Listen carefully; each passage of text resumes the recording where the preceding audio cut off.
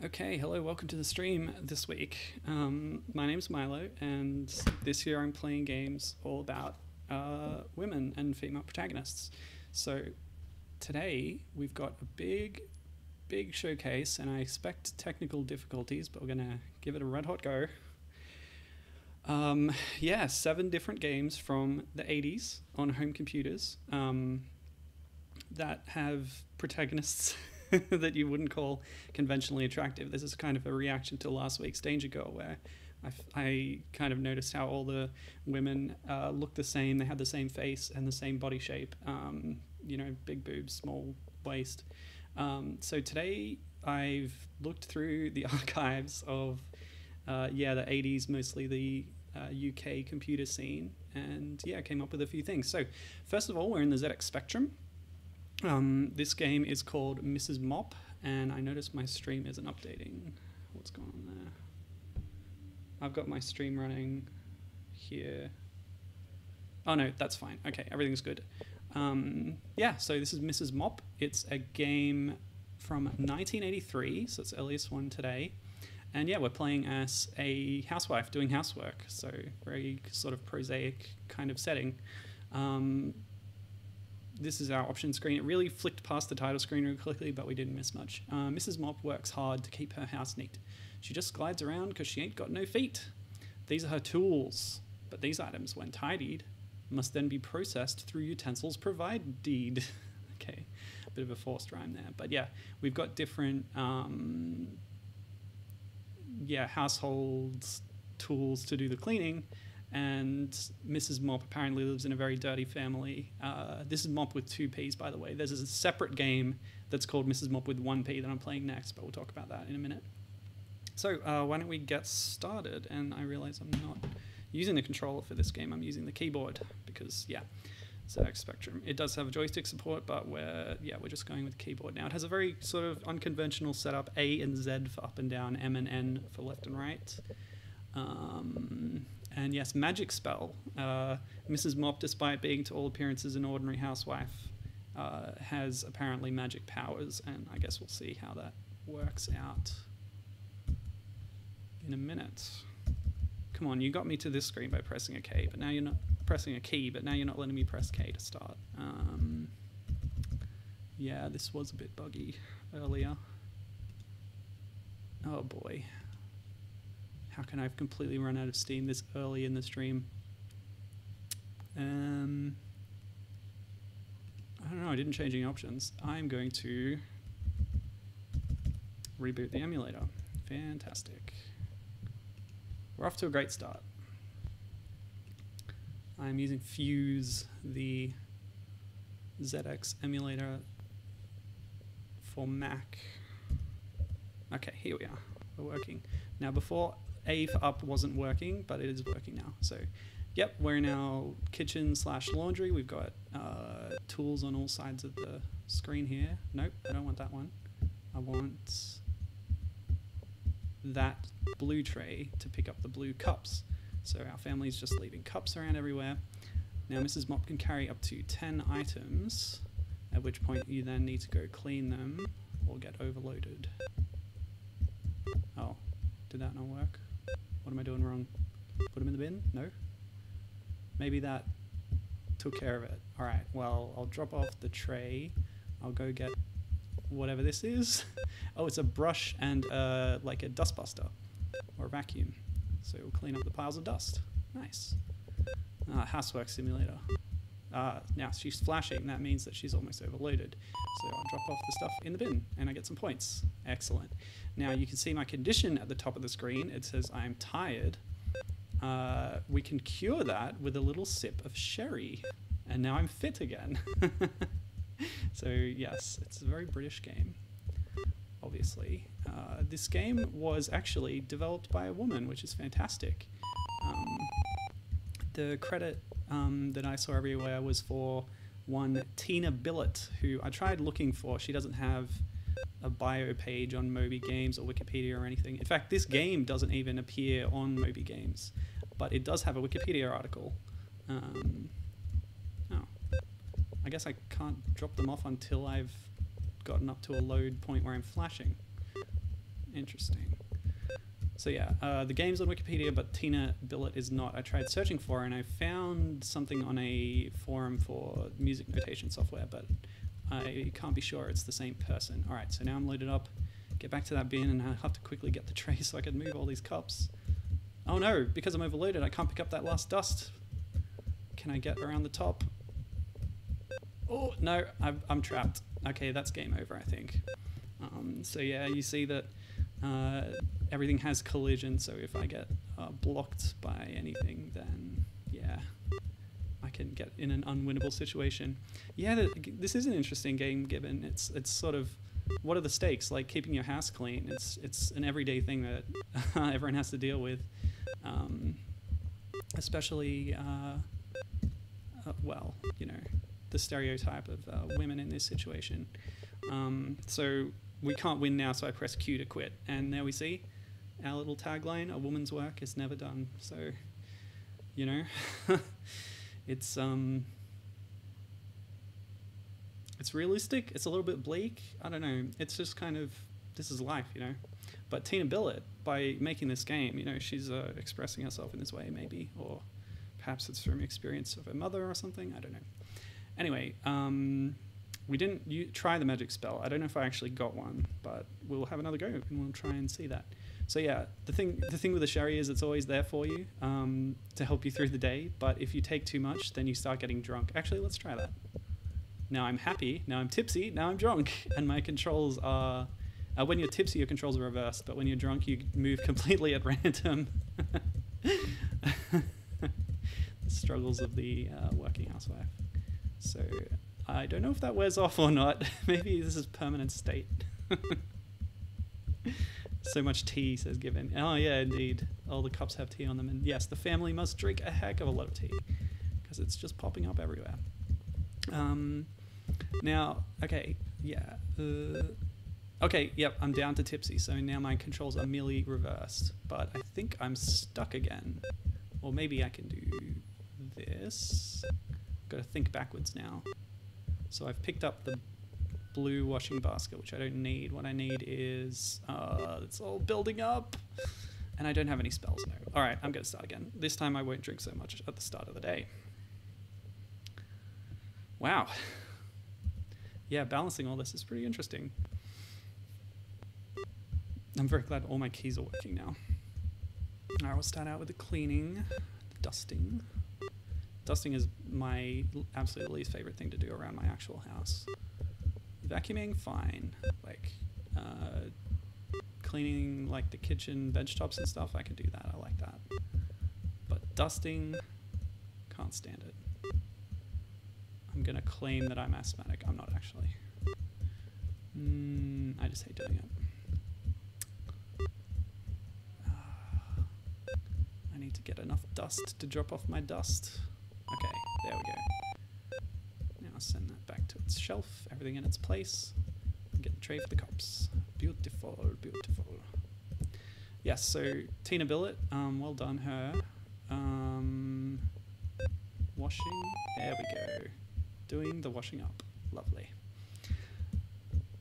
Yeah, so I don't know if Tina Billet did any other games after this, because I couldn't find any information like that, and I guess it's a relatively common name. But yeah, I think this is a cool game. Now, one thing I want to talk about, I said up the top that games we're playing today have protagonists that you wouldn't consider conventionally attractive. Now, by the in-game sprite here, it's pretty hard to tell what Mrs. Mopp really actually is supposed to look like. I'm getting more of an impression from the packaging art, which you can see on the left and right of the screen, where she's sort of stereotyped there with the hair in rollers, and she's actually got a cigarette in her mouth, and I can't imagine anything more unattractive than that. But yeah, what you can't see on the sides of the screen, I kind of cropped it out because of how big the game screen is. But yes, see, we've got new categories starting appearing, so now we have to deal with dusts, teacups, and shirts for the laundry. Yeah, so what I cropped out was the messy house on either side of her. The game box art is actually pretty detailed and interesting. get the cups next. Oh yeah, I have to drop off the duster. Okay. And this ZMN setup is confusing me. Nope. Like that, and then like that. Okay. Yeah, so I've cropped it out, but if you look at the full box art, it's quite detailed and what a state her house is in, which is no reflection on her. It's all her family's fault, as made clear in the manual. Or, well, I say manual at this point. Games are being distributed on cassette tape, and oh, right, I don't have to completely fill up before getting the next thing, because I can drop off my utensil and then go pick up another one. Except now I'm trapped again. And I'm exhausted and I can't reach my sherry. Curses. Okay. Oh, I have a spell though. Let's use it. Sorry, not enough energy. Oh no, I actually need energy to use spells. Oh boy. Well, that's it. I'm screwed. Left home. Mrs. Mopp is so fed up that she runs away. Well, you know, she leaves. Well, I want to see the spell at least once before I finish. But what I was going to say was that I think it's really interesting how the intentions of the game designer might sometimes conflict with the intentions of the, you know, the artist who's designing the game packaging. So, like I said, it's a cassette tape. It came in, you know, the typical plastic case, but with the paper or cardboard wrapper around it, right? So on the front, you've got the box art. If you open it up, there's often written instructions or a story or something on the inside. So we can, yeah, pick stuff up even if we haven't filled up to the point where we're going to do the cleaning work. There we go. And yeah, in this case, I was wondering if perhaps the packaging artist was playing up the look of the housewife, this beleaguered kind of middle-aged, you know, basically how Mrs. Mopp looks. You can see her on the sides of the screen. Yeah, like, I wonder if those sort of connotations and intentions are what Tina Biller was thinking of when she developed the game, when she wrote it. This is back in the days when a game could be made by one person or two people. We've got some two-person teams in games coming up. Okay, back to fit shape. Excellent. Got the teacups. I want to at least use a spell, but I think we've got a good handle on this game. I've only used 3 of the utensils so far and haven't even used the washing machine. But yeah, we've got up to 6 going on there. Alright, that's level 2. We've got our spell, so when we get in a spot of bother, I will give that a burl. Dusting.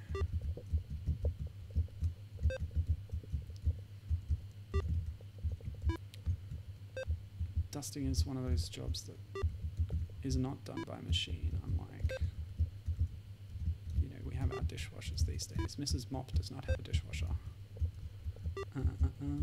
Okay, back to the bin.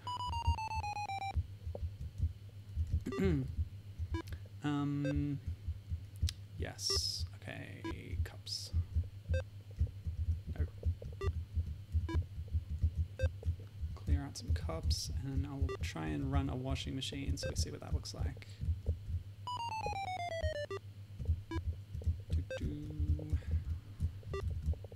Oh, come on, get over there. Okay, oh, lucky I grabbed that sherry. Oh, drop off the tray, dang it. Damn and blast. Oh, my muscle memory is so thrown off by this AZMN thing. Like that, and then like that, and then grab some shirts. Alright, we'll fill up. Let's go to the washing machine. Yeah! Nice animation. Alright, we're getting overwhelmed, so spell! Magic spell!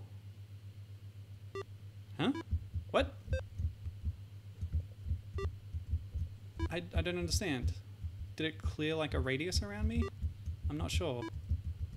That was pretty disappointing, actually. I expected everything to get done thanks to that. I saw one reference to that being some kind of Mary Poppins-esque magic spell that would clean everything automatically, but I guess it's not that simple. Oh. As they say, a woman's work is never done. And I'm nowhere near that high score that we see on the end screen. 6,000 something? Crazy. Evidently that was set by the developer, perhaps. Our friend Ms. Billet. There we go. And she's getting tired.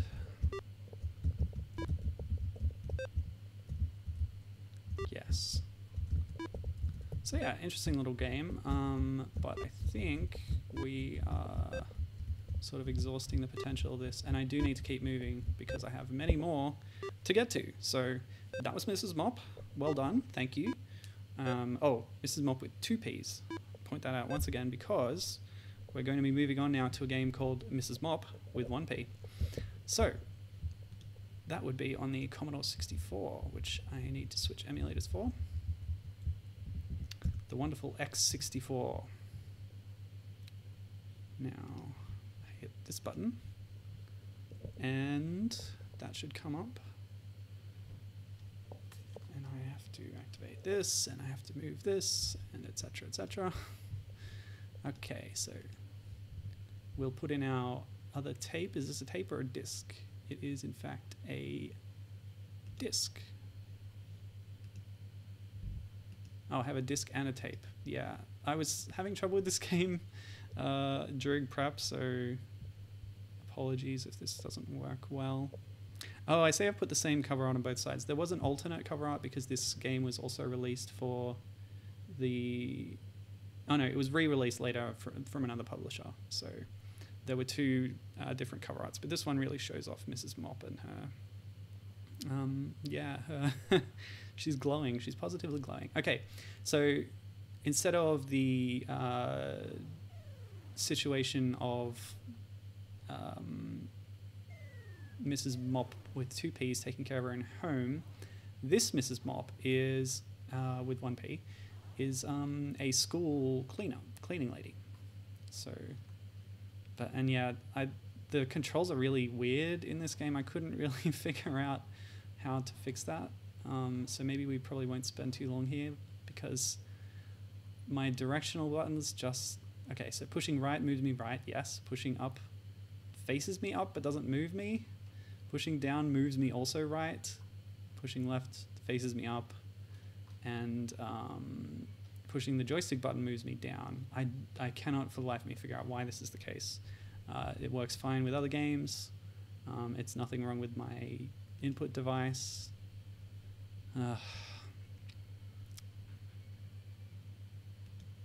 So this is something I just discovered. I mean, I was kind of pressed for time. Having 7 games on the docket today was maybe a bit ambitious, but we're going to try the other version that I downloaded. Wait, which version is this exactly? This is the disc, so I'll try the tape. Maybe get better results. Press play on tape. Okay. Good old Commodore 64.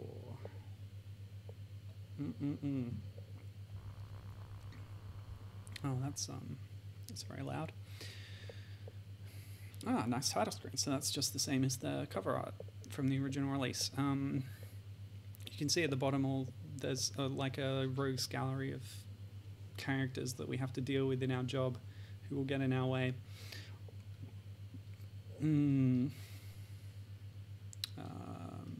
Go. Play. Oh yeah, spacebar to start. Okay. I see we start at a high score table. Oh. This has different sound effects, but it has the same control problem. Alright, but at least we made it into the school this time, so I'll show a little more of the game, hopefully. So while the joystick button is held down, we're using a mop to scrub the floor. I can't move back left, unfortunately. And and oh yeah, so I'm locked out of there now. So I think these are dogs. The sprite art is pretty interesting from this top-down perspective. But yeah, we've got all these sort of resources to deal with our soap. Oh, some keys are actually doing something, so I'm going to try the keyboard for a minute. This might be another situation where, yes, it is.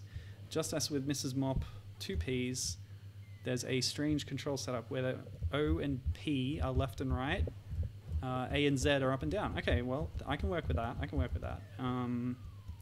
I just need to figure out how to scrub now. There's a scrubbing button. Ah, yes, now, Mrs. Mopp 2Ps had a... Oh, my back, sent for the school nurse. Yeah, 2Ps had the system where she gets fatigued over time. Now, I advise you to take a week off. Oh, okay, I can make a choice here. Take a week off or plod on regardless. Let's plod on. Okay, then don't take my advice. Wow. I just need to figure out how to scrub. I guess I can use the button over here. Oh, what happened? What happened? Oh, the end. Why is it coming out in gunshots? This is crazy. Anyway, so yeah, Mrs. Mopp with 1P has, she has to deal with her back. Like, this is a really interesting concept for the game, you know? Yeah. Okay. Yeah, like you have to manage her health condition, and it's sort of reflective of her character design as a sort of, you know, obviously middle-aged kind of woman.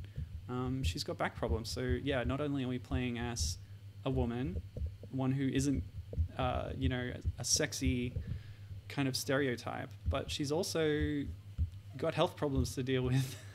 She's kind of, I mean, I wouldn't say disabled, but, you know, she's just getting old. Something everyone has to cope with at one point or another. So that's really interesting. And yeah, in this case, we've got our back to watch out for. Now, we've run out of water or soap. I think this is a computer. Can I get water from the tap or something? Yeah, there we go.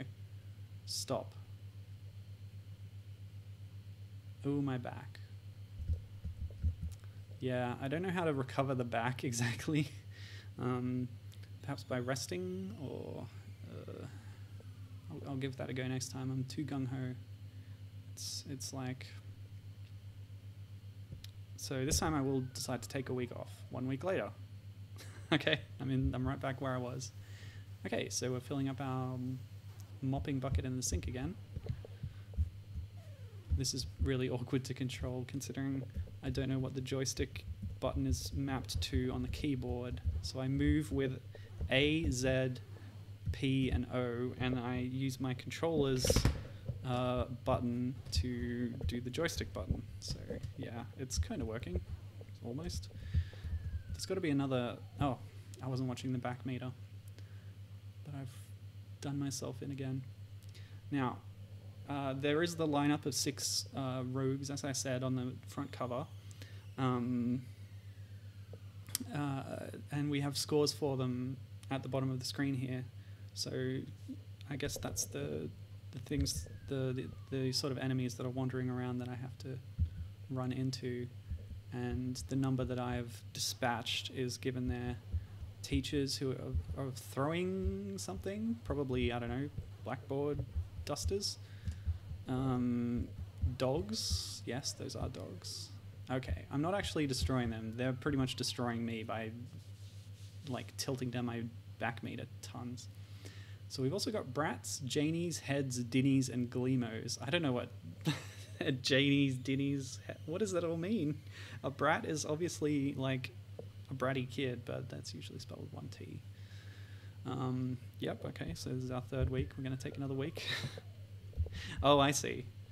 I have a week limit, not a week counter. So I've got 2 weeks left to make some salary with the condition that I have. So as long as I'm standing still, the back meter slowly ticks down.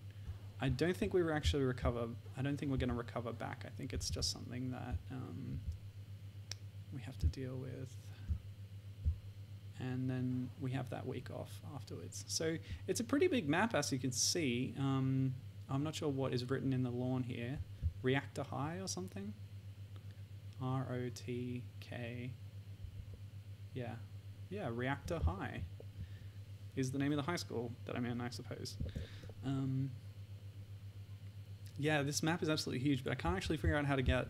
Oh, I see, because it's Reactor Software. That's right, 1987. I didn't mention that. Reactor Software, yeah, I guess was the company that made this, but in the credits there's only one name listed. Like I said, these games can be made by one person. That person is John Stevenson, who has a couple other credits, other coding jobs and some voice acting jobs later on in his career. I'm not sure if it's actually the same guy, but we're going to assume it is. Ah, nuts. Man, this is really tough. There's just nasties walking around everywhere. Oh yeah, Gibbon mentions the bandolier that you can see on the cover art. It's pretty amazing. I don't know, some kind of cleaning equipment, cleaning supply that she's got in strapped around her in a bandolier. That's pretty hardcore, actually. Dinnies are idiots. Gibbon is looking up slang for me now from the UK's. Thank you. Okay, so that's the last week off we can take. We'll have to plot on regardless after this. But yes, my bucket is empty, so we'll fill it up at the sink. Come on. There we go. You have to stand still next to the sink and it'll fill it up. And then we start mopping. So we're going to avoid the... Oh, no, I ran into the dog anyway. Keep cleaning, and you see my salary go up as I clean. I just need to figure out how to get to other areas of the school. I need to explore some more. Because there's this door, but it's just... I can't get through. I say door because it looks just like... no, it doesn't actually. It's not a door at all. And there's nothing over there. I've been over there. Although not during the stream. I did it during practice when I couldn't figure out the buttons. Yes. Gibbon saying, would heads not be in the bathrooms? Is that a lewd joke, Gibbon? I don't approve. Heads might be head teachers. Or possibly even the principal. But yeah, look at this giant school, and I can only get in a couple of rooms. I'm not really sure what that indicator above my head is supposed to be either. It seems to change color at different times. What are these? What are these? Is this an office? I guess it's a private office. So there's chairs here, a computer, and an ensuite bathroom. I say ensuite, but like, you know, a bathroom. Gleemos. There must be some way to switch soap, and I guess Gleemo is a cleaning product. Maybe the buttons, I'm having trouble with that. Oh, okay. Gibbon wasn't being suspect. He said head is just a word for bathroom. From his parents' generation. I'll be in the head. Yeah, I've never heard that one. Alright, so I'm going to ignore the nurse's advice for now and not take the week off. And continue as I am. And I see my back... Like, I'm able to continue, but my back starts about halfway. Yeah, I do not get this at all. I don't see any way to continue to another room. I've gone around the outside of the school and there's no other way in that I can figure out. So I'm going to clean the lawn. That's what I'm going to do. Oh, I can't go any further left than this. And the lawn is not getting any cleaner. I'm not earning anything out here.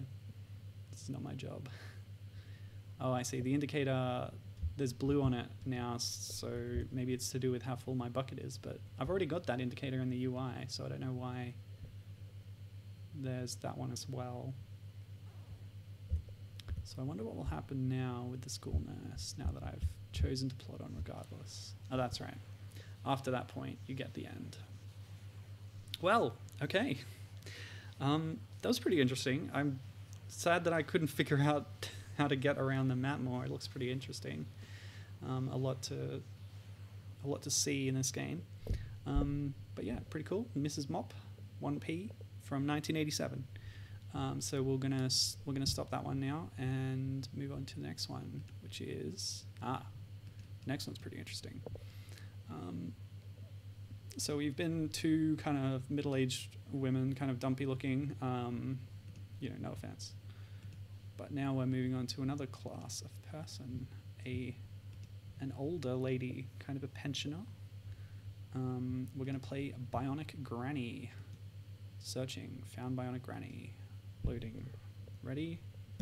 Do I need to type this out myself? Run. Cool. Yes, so this is a game by Mastertronic. They're pretty interesting. I looked them up on Moby Games, and they have a whole history of the company. It's really quite detailed about how these three guys started it. They wanted to market budget games. You might see on the cover there it says $1.99 range. That means that all these, I think all the games so far that I've played were sold for £1.99 in news agents and stuff.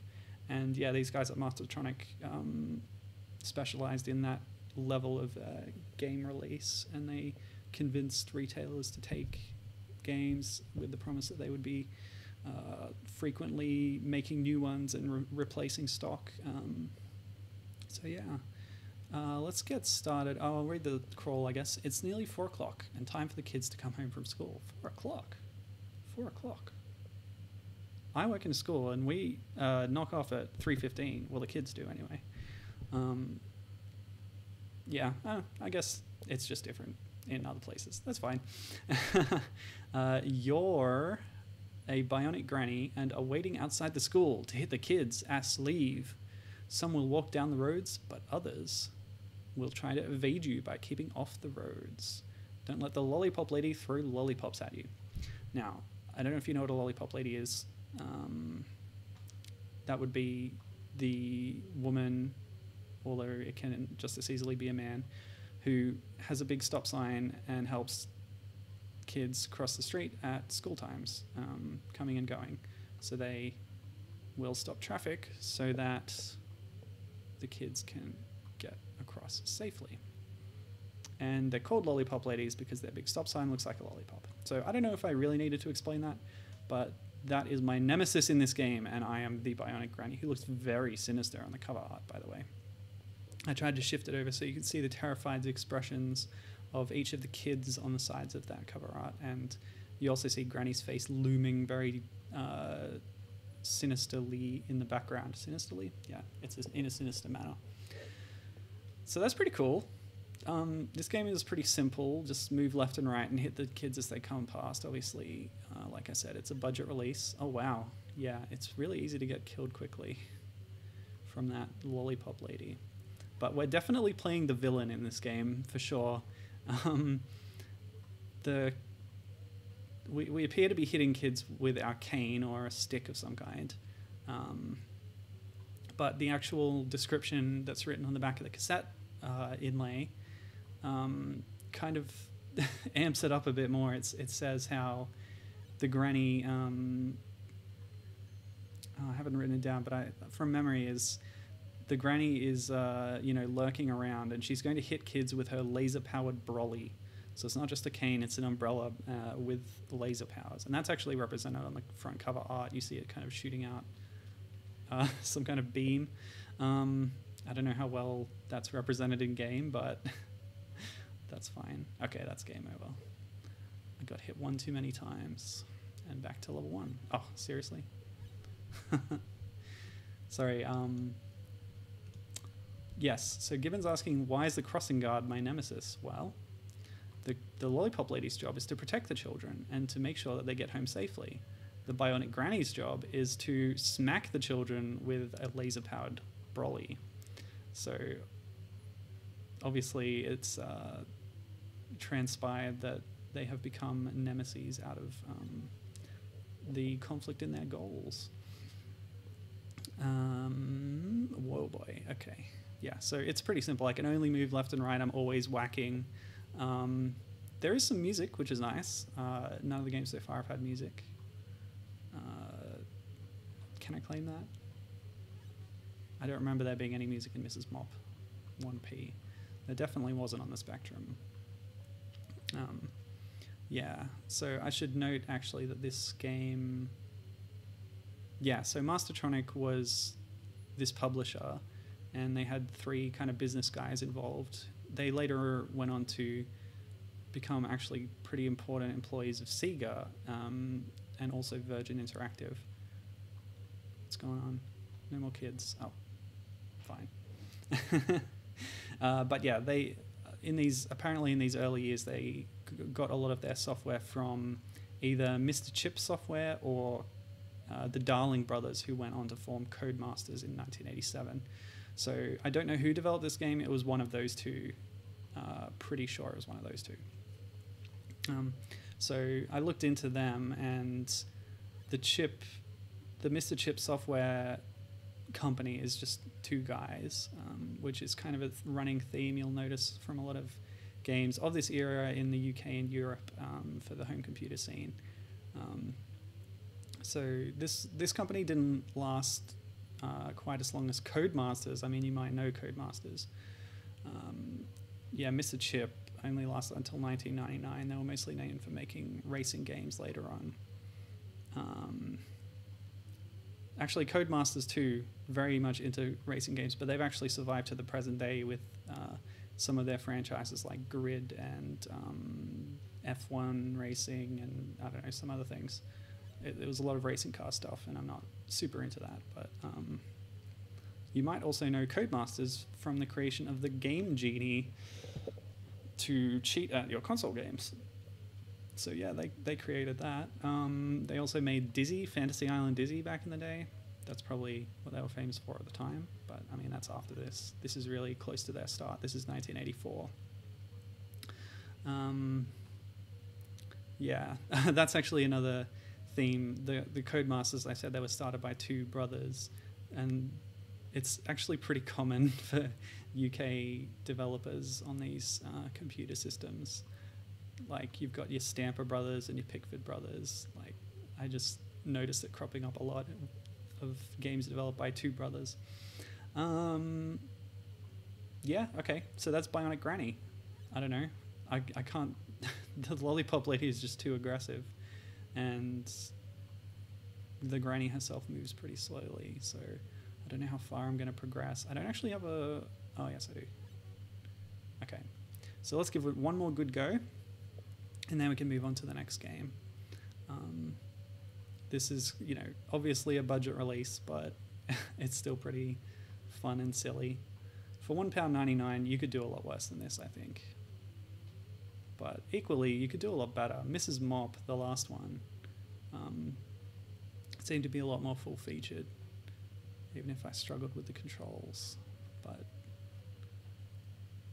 if I had discovered that a bit earlier, I would have remapped them. Man, 2 lives right in a row. Can I at least get to level 2 again? Too bad I can't whack that wretched lollipop lady. Seems that she sticks to roads the whole time. Whereas the kids sometimes veer off the roads to trick me. Oh, notice also, by the way, that we've got a female protagonist and a female villain. Although, again, we are playing as the villain. So, antagonist, I should say, is, yeah, two ladies. Which is good to see, especially in this era.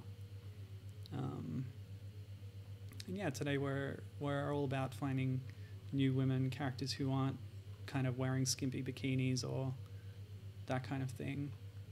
And Bionic Granny is certainly not one of those. I don't know what about her is bionic. She obviously has some kind of highly advanced technological whacking stick, but I don't know what kind of enhancements she has in her own body. I would assume maybe she's got digital eyes, maybe robot legs, hard to tell. We can see the legs sticking out below her dress, and they're yellow, as is her face, matching the skin color of some of the children. All right, that's enough prattling. That was Bionic Granny. Not a bad game. Pretty simplistic. Yeah, okay.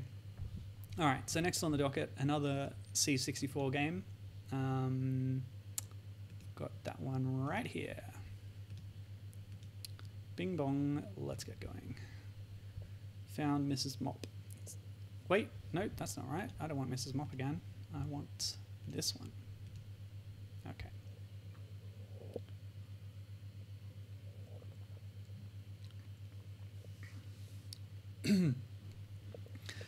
Okay, this game is Madness, which was released on the Commodore 64 again. I believe it also got a release on the Spectrum. Okay, this is a nice demo scene, sort of crack screen. Good, they're always good for these kinds of games. You notice them a lot. Once again, reminder that piracy drives a lot of video game preservation. But never mind about that now. Yeah, so here we go. This, I don't know if this was added by the cracker, but anyway. A scene from a hospital near you. A tired trainee nurse carefully places the little bundle of joy into the cot. Oh, it's a trainee. Okay, so I assumed that a lot of the women presented in these games were sort of middle-aged, especially looking at the cover art. But it could be that this one is a young woman. It's just that she tends to be a bit more heavyset than some of the video game protagonists you might see. And that might be backed up by in-game graphics too. But anyway. Now you be a good boy and go to sleep. Go! I'm having flashbacks to Jamalami. I didn't find the baby song hard at all, but it was fun. You won't jump out of the cot, will you? Yeah, slurp. And you won't drink from the medicine bottles, will you? Yeah. And you won't go near the lift now, will you? Bah. Pardon. Don't touch anything else you shouldn't. I don't want to have to use the stun gas again. Wow. Night-night. Wah! The nurse walks briefly from the ward. Confusion reigns. Prepare yourself for shock. You never knew hospital work was quite like this, I bet. The object of the game is to score as many points as possible by picking up the naughty babies and putting them back to bed whilst collecting stray medicine bottles. Putting babies into a cot will give you a bonus, the size of which is dependent on how many are already in there. The more babies there are in the cot, the less the bonus, and the more likely to hop out again. Okay, I've got it. Good, good, good. Fire button, stun gas. Wow, I wonder what is in that stun gas. Yeah, that doesn't seem ethical. Okay. Yep. Alright, good. Stun gas. For a few seconds, the babies will stop moving, allowing you to capture those extra especially naughty ones. So we've got easy peasy, normal, and tray hard. 3 trainee nurses. Each nurse has allowed 3 mishaps before she is fired. The game ends when all the nurses have been fired. So here we go, more perils of the working woman kind of theme. You must ensure that the babies stay clear of the electric power points, medicine bottles, and the lift shaft. These are very hazardous. Oh yeah, this is definitely a crack screen. This is all written by the cracker. Okay. I was going to point out that on the cover art, you can't quite see it in the way I've cropped it, but there's a baby almost sticking its finger in a PowerPoint on the right. There's babies wandering into a lift shaft on the left, and up to all sorts of mischief in the background. Oh, okay. Space to read or run stops to start. What's the run stop button? Oops. Hang on a second. What's the run stop button? This one? This one? This one? This one?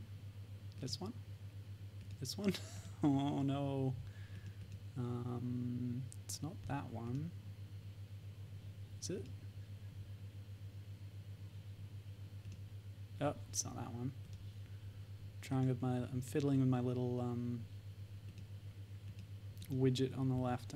The V64 emulator has no, what's it called? Vice. The Vice emulator. Gibbon says he was kept in a special box in the hospital, but then he did have jaundice, apparently. Yeah, I bet you didn't go crawling around. This is, I was kept in a special box as well, for a while at least.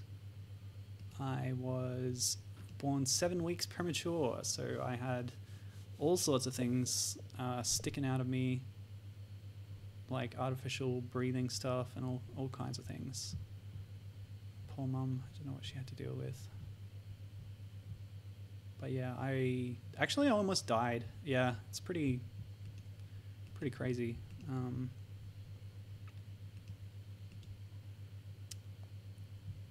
pulled through. Now I'm here playing this game today. And I can't figure out how to hit the run button.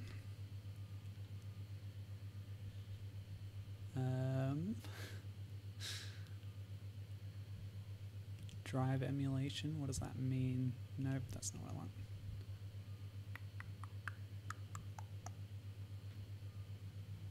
This is unfortunate.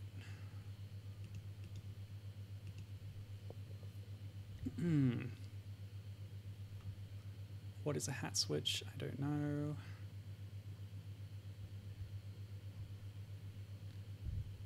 Why is this not simpler?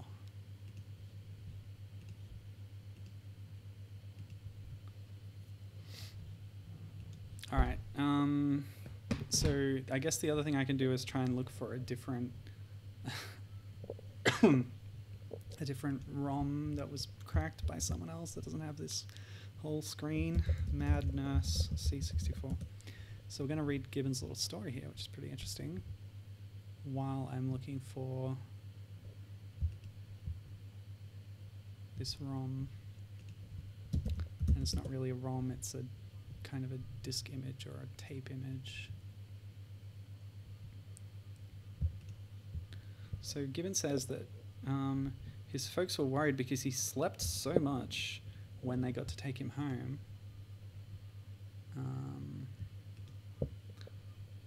And they consulted the hospital, and it turned out that his nurse played rock and roll and heavy metal on their shift. So they told his folks to blast the radio.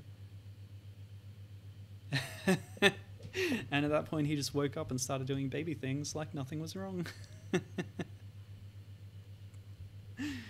And that's where Gibbon's love of heavy metal started. I don't know, are you still into it today? That's a pretty funny story. Okay, I've got a different one now, so I'm going to drop that in here.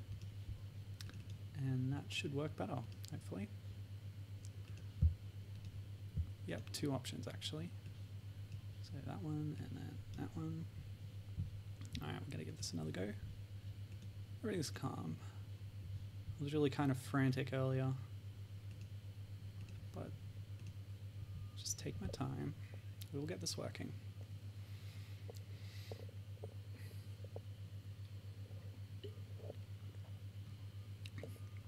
Gibbon says he does still like some background music with a throaty bass line. Ah, good on ya. Oh no, it's the same crack. It had a different name, but it might be the same one. Put warp mode on. Yeah. We're not going to get any further with this one. Did I try all the keys on the keyboard?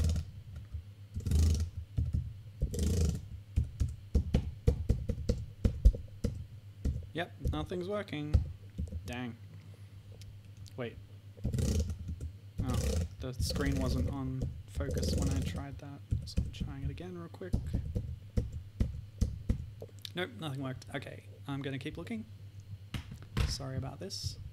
I got an SID file. I don't know if that's the right kind of thing, but apparently it can't be recognized by Vice for some reason.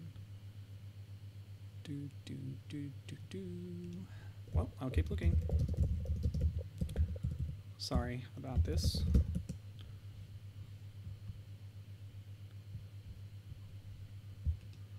Yeah, so 7 weeks. I always thought 7 weeks was a long time to be premature, but then my friend's dad was like, oh yeah? And told me that he was 9 weeks premature, and I was like, oh boy. Wow. And he is a giant of a man. He's much taller than me. So being born premature and tiny does not necessarily affect your later size. Definitely not. Okay. So there's another source here. Got some more options. I'll try running those. I better remember which one works in the end. Who am I kidding? I'm never going to come back to this. But who knows? Maybe I'll be very enamored of it here's the next option. I did switch everything over properly. Yep. Okay. Found Madness. Run. Run.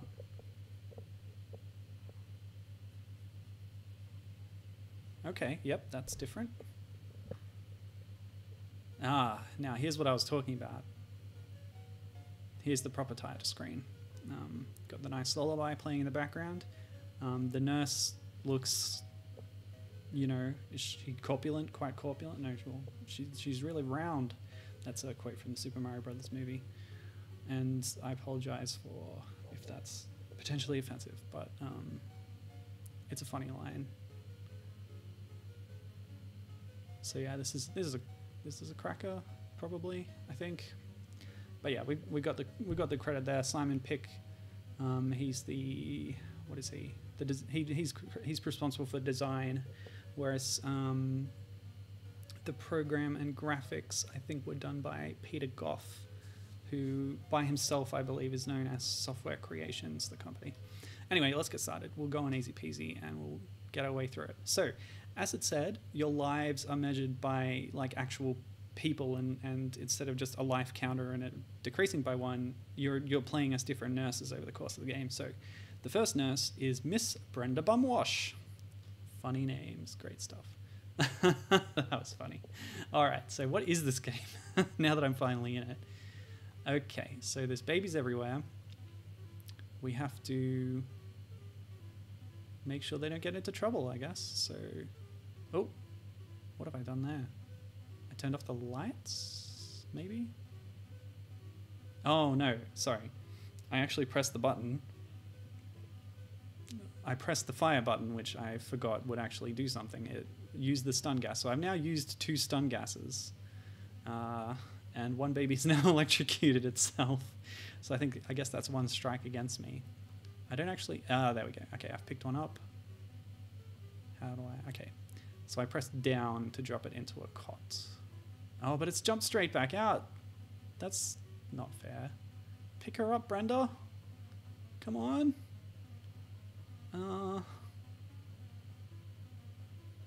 What did I do last time? I'm holding down, I'm holding up. She's just not picking her up. There we go. Okay, there's 3 babies wandering around up here. Let's take care of them. Come on, you rowdy babies. So press up, I think, to pick one up, and then press down to drop them off. And if I put them in separate cots, they're less likely to jump out again. That's what the instructions told me. Okay, got a handle on the controls. Good. And we have persistent music, which is a nice little feature. Oh, there we go. All the babies are put away, and we're in Ward 2. Lovely. I've been given a new gas for completing that level. So yeah, Simon Pick. Oh yeah, I didn't write anything else about Simon Pick, but Peter Goff, who actually programmed the game and did the graphics for Firebird, who was the publisher. He had a lot of other credits that caught my eye when looking through his list. He apparently ported a lot of games to the Spectrum for various companies. So this game actually has a version on the Spectrum as well, but the C64 one has superior graphics, so I went with that instead. And presumably the Spectrum one also lacks music throughout gameplay. So what else did Peter Goff do? Man, so much. Bubble Bobble for Spectrum, Ghouls and Ghost, Bionic Commando. Apparently he even did a port of Solar Jetman, which is a NES game. A rare sequel thing. Of course, Jetpack and Lunar Jetman were on the Spectrum, but Solar Jetman was for the NES. And there was going to be a Spectrum version too, but it was never released. And apparently that was written by Peter Goff. But too bad it never came out. So we're going to split up these babies as much as we can. We're running out of cots though, so I'll put that one there. Just grab this one before it gets to the toilet. Could drown itself, I guess.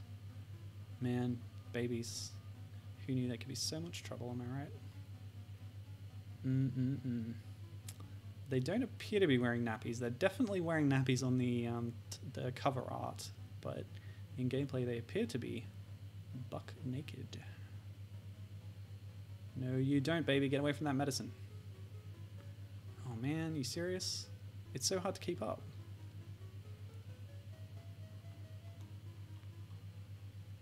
So yeah, you get less points for how many babies in a cod. Although it doesn't really tell you how many are in a cod. You just have to kind of remember, I guess.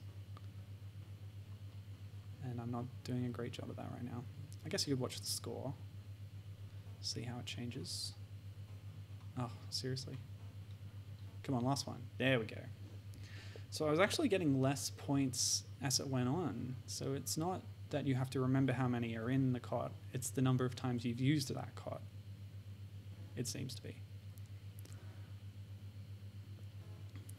So, anyway, I guess Mrs. Mopp, we had kind of traditional roles for women as cleaners and homemakers. And here's another very traditionalist kind of view on women, is taking care of babies. And I mean, it's a fact that the nursing profession is more dominated by women, but it's not, you know, it's not universal by any means. But yeah, I guess the point I'm making is that we've got, yeah, like the protagonists of a video game. Eep. Okay. Like they can, they sort of fill these predetermined roles. Come on. And it seems like, from the evidence we've got so far, you're either like an action woman who doesn't wear very much. Oops, the baby ate the medicine and died, possibly. No, they'll be fine, I'm sure. Yeah, or you can have a woman in a traditional role as assigned to them by society, and that's also acceptable, apparently. At least in this era. You don't see many games about nurses dealing with babies in the 2010s, do you? But it's kind of funny how there were so many games being made on this market at this time that sometimes they got kind of experimental. They had an idea and they just went with what they thought would work. And so we've got a game about a nurse who's putting babies back in cots. It's pretty interesting. And I'm way behind on chat. Oh, there's one more thing. Gibbon says his due date was April 25th, but he was actually born on March 10th, so that makes him, oops, electrocution. That's 3 strikes for Brenda Bumwash. She's been fired for neglect. So we're on to our next nurse, Miss Nina Night Nurse. So that's a much less silly name, but it does kind of typecast her into a job, you know. Oh, wow. She appears to have dark skin. I never knew it, but apparently we've got another black woman of video games right here. Possibly. That's pretty interesting. Don't you jump in that toilet, baby.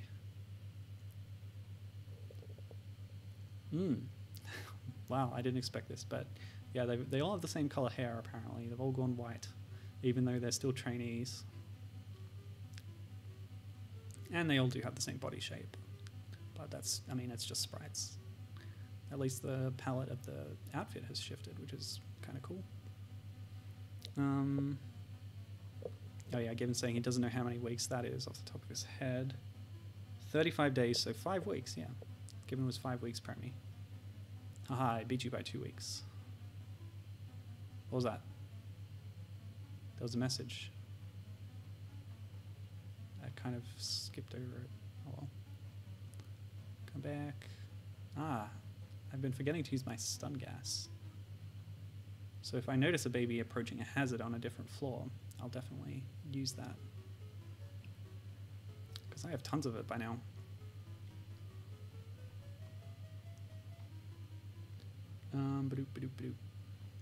Yeah, so I think it's the back of the tape cassette or like inlay or maybe something else, but like I did read one like instruction sheet for the game that said, help Nina Night Nurse and the girls keep the babies under control. Absolute mayhem. So that's kind of suggesting that Nina Night Nurse is sort of the main character. Stun you before you get to that medicine. So we might actually have a black woman leading in the lead role of this game. So that's pretty exciting. I sort of almost started writing an article for my blog about black women as leads of video games after I'd done a couple of streams about that topic. But I kind of ran out of steam before I even got started.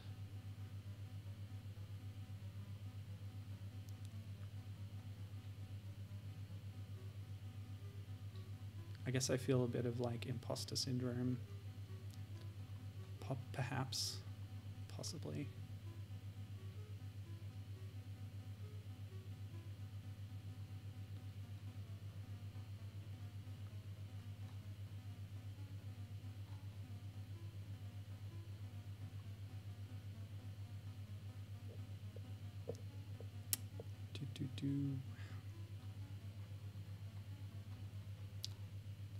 There we go.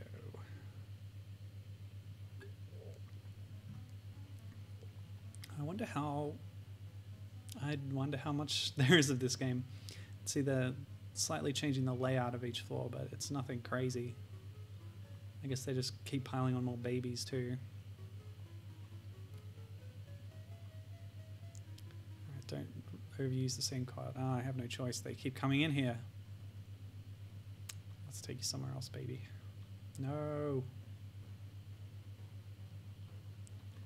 I mean, I don't know if I would describe this as absolute mayhem exclamation mark at this point. Presumably it's just going to keep ramping up, obviously. Oh, what happened? A baby ate something that it shouldn't. Well, I want to at least see who the other nurse is. But we're actually... Yeah, I'll probably want to wrap this up pretty soon so I can get to the other games that are on my list. But yeah, I think I've got a pretty good idea of what this game is going to be. Things aren't going to change too much from here on. I feel like with Mrs. Mopp 2Ps, I barely scratched the surface because there were 6 whole different utensils of colours coming at me, and I only got up to a point where I was using 3 of them. That was much more frantic right from the get-go. This is a slower ramp up. And also, you know, more sophisticated mechanics, I guess. Oh, there we go. Sorry, baby. Back in the call with you. Jumping out straight away? Oh no, another medicine. I missed that. I completely missed that. Dang. Alright. Last nurse, Miss Kathy Cuddlecare. So that's our 3rd trainee here. I haven't played as that particular person on the loading screen yet, but yeah, we've got another light-skinned nurse here with green clothes. Same hat again. And I keep sort of misreading that white line on her face as like a moustache, but obviously it's meant to be her mouth. Oh, man. Yeah, I'm not good at multi-tracking all these babies, but I do see those ones approaching that medicine down there. Oh, this is an interesting level. All the cots are on the top level or right at the end of the middle level. So... Gonna be a lot of lift work on this one, and less babies to compensate. And I see you at that medicine bottle. Time to start using that stun gas, I think. Yeah. There we go. Nope. Come on, baby. Oh, it's like wrangling babies. It's like herding cats. And yeah, we're back to another kind of basic level layout. It's the challenge from the last one came as a result of the layout, but now we've just kind of, I don't know if it's random or there's just not much thought put to it, but yeah, this one is pretty basic.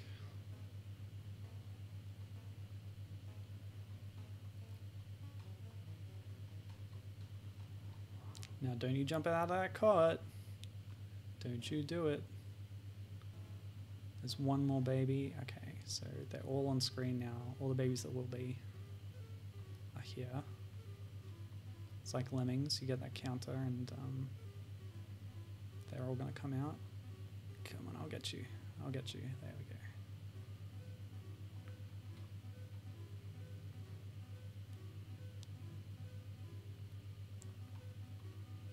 Okay, yeah, I'm doing pretty well at this game, I think. Ward 13.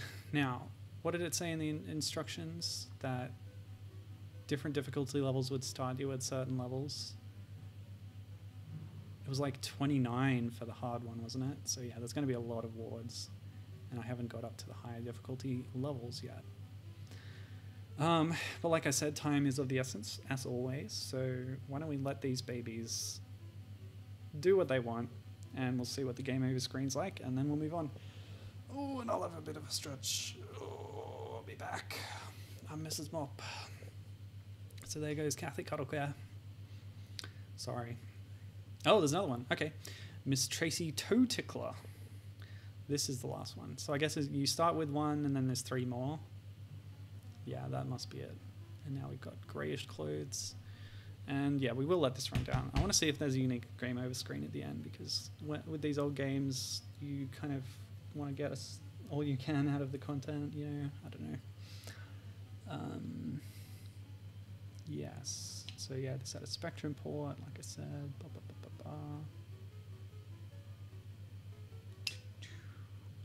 Okay, so while that's going, I'm going to set up the next emulator, actually, because that will run in the background.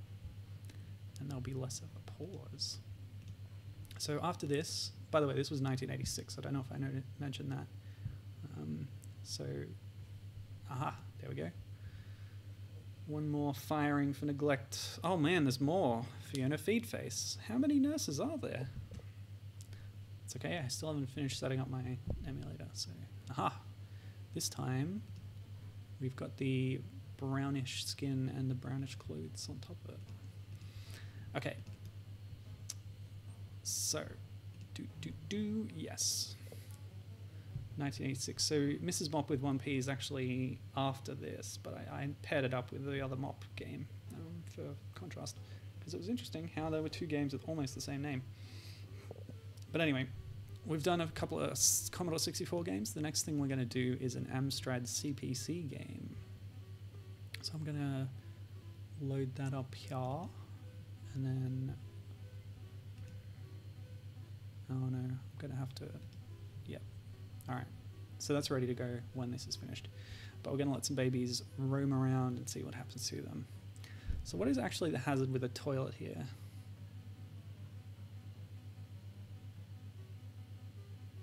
It's approaching the toilet. It doesn't appear to be, okay, I just ran up to the medicine.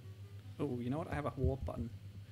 The warp function in the Vice emulator just makes everything run real fast. Okay, all your nurses have been fired at game over. Well done, you have a high score. Oh, wow. Sorry about that. No. We've got some kind of demo scene thing happening on our CPC emulator. Anyway, yep. Alright, that was the end. Not much of a game over screen. But yes, I agree, given the names are pretty good puns and stuff. And they also add a bit of character, like a lot of games of this era don't even give their characters names, so I don't know, it's just nice.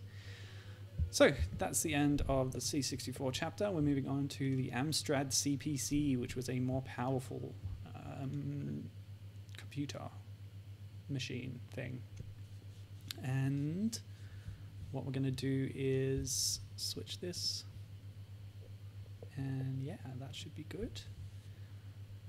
So for the Amstrad, we're using a piece of software called Arnold by my good friend, and by good friend I mean a guy that I really like the software that he does, Richard Bannister.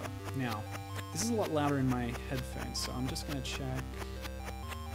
It's pretty loud in the preview too, so I'm going to turn it down a little bit. Let me know if you think the balance isn't quite right. But I've just adjusted things a little so it's not so loud. Okay, so yeah, this is Cauldron. our pulsating programming done by Richard Leinfeldner and dynamic designing by Steve Brown. These two gentlemen are part of Palace Software, which lasted from 1983 to 1992. And this game came out in 1985 on CPC, but also on the Commodore 64 and the ZX Spectrum. But looking at screenshots, this version for the CPC, like I said, it's a more powerful system. It's got better graphics than the others, so that's why I've picked it. Oh, right, buttons. I haven't set up buttons. What do I do? Whoops. Didn't think of that, did I? Who's the idiot now? Oh yeah, this is, how about? Okay, alright, this is good. Upright, fire 1, fire 2, turbo, and that's all good. Alright, so here we are. Cauldron. Oh. Hello? Alright, I might have to reset the emulator to get the key bindings to work properly.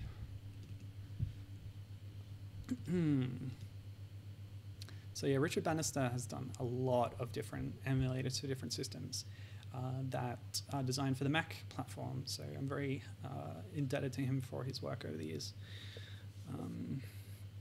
So yes, this is Cauldron for the CPC. Oh, come on, it's not working. What's wrong? What have I done? Input should... Alright, I guess I'll try the keyboard. Oh. What?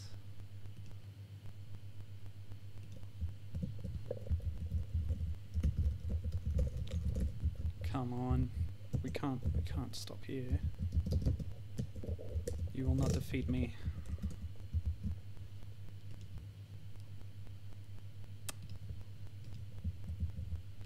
Why are you doing this?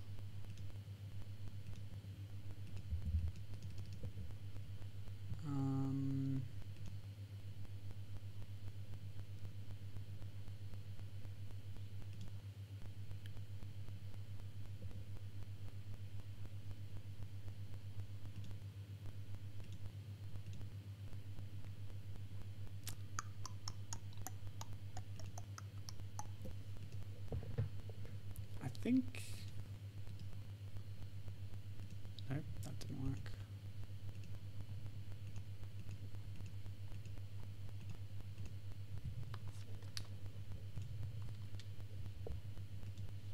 So yeah, this is Cauldron. It's about a witch.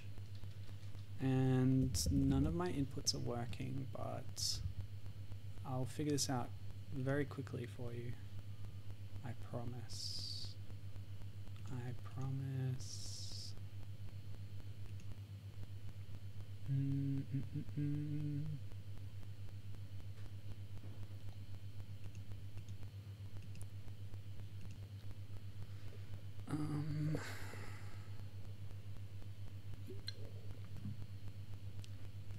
I knew I should have tested this more thoroughly, but I just ran out of time. Okay, well, Cauldron is a game about a witch. I'm gonna see if a different game works better. So next I was gonna play Mermaid Madness, which was a very interesting concept.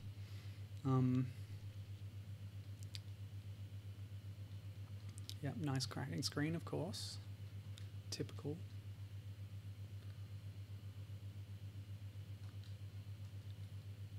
How's this going?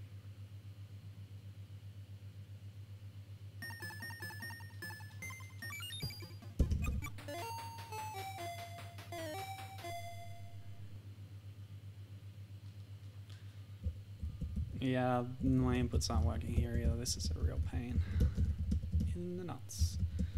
Let's see, what can I do about this?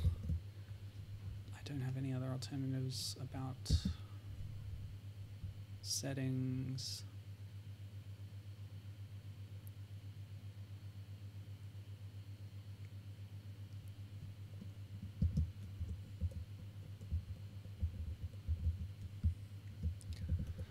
Oh boy, this is pretty distressing actually, because if we can't do this, I'm gonna be cheesed.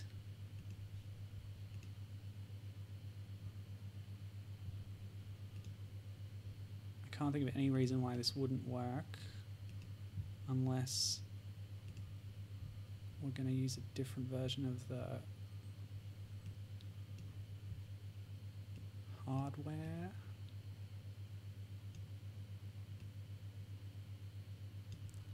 So we'll just tell it to emulate a more basic version. I don't really know if that's going to make a difference, because it's really an input issue with the emulator. Yes, definitely a nutcracker. Yeah, this ain't working. For some reason... Oh, what's this? I haven't seen the screen because I wasn't watching properly. Oh well. Okay, so... pushing, like, right command got me through that screen for some reason.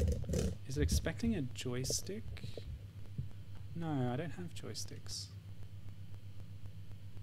Trying to map inputs to the keyboard just resulted in, like, nothing. I don't know if you can hear that interface sound, but it's not working. Why don't I... Oh, actually, why don't I... it's risky, but I'm going to try disabling the enhancement for the emulator. If I may. Where's that stored? Here, and then... Nope. What? Gosh, where is it? Here. Okay, so... try again.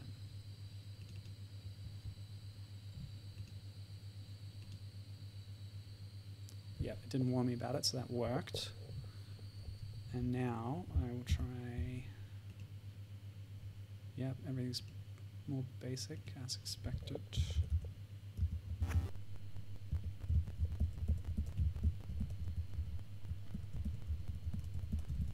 Ugh, well, that's pretty bloody disappointing. I guess I'll try and find a 64 version of this, because the 3 games I had lined up next were also on the Commodore and the ZX Spectrum.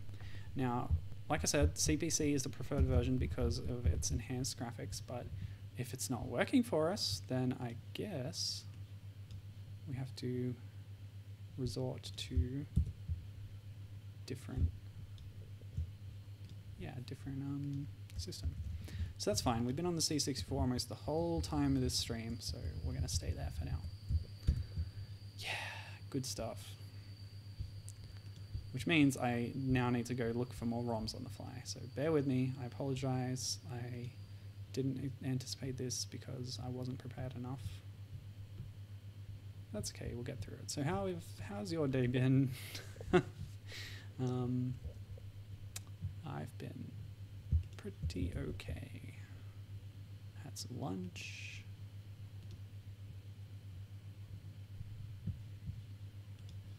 I bought a cutting board rack. Pretty exciting, huh?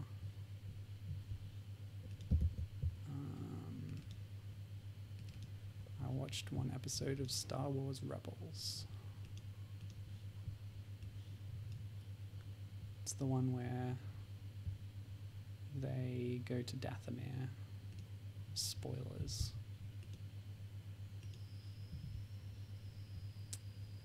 Cauldron open.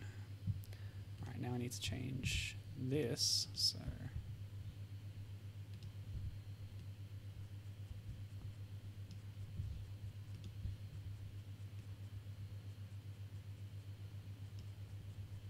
good. That's working so far. Oh, we've actually got a little title screen animation that we didn't have on the CPC version. That's nice. Okay, back in action. Here we are with Cauldron on the C64, and that was our loading screen apparently. Hold on a second. Let me just disable that so we don't get screen flickering. Okay, so I'm being attacked by bats. Ouch, that's bad because they're draining my magic, and I've just lost a life, which is represented by my number of hags available. So yeah, this is a pretty interesting game where you play as an old crone. You can see her we saw her on the CPC title screen, but the same artwork is also shown on the box art there on the sides of the screen. So clearly she's definitely the crone archetype for witches, as opposed to the maiden or the mother in the setup that was laid down by Terry Pratchett in his witches books. I don't know how much that was based on real like stories about witches, but that's the way he envisioned it. So yeah, this is a game where you play, again, we're playing a villain, sort of. Witches aren't always villains in video games, but clearly in this case, I feel like it's going by that sort of archetype. And yeah, she's clearly quite old. Is she older than Bionic Granny? Possibly. Her life may have been artificially extended by magic. But yeah, we have this projectile. It's a shmup at this point.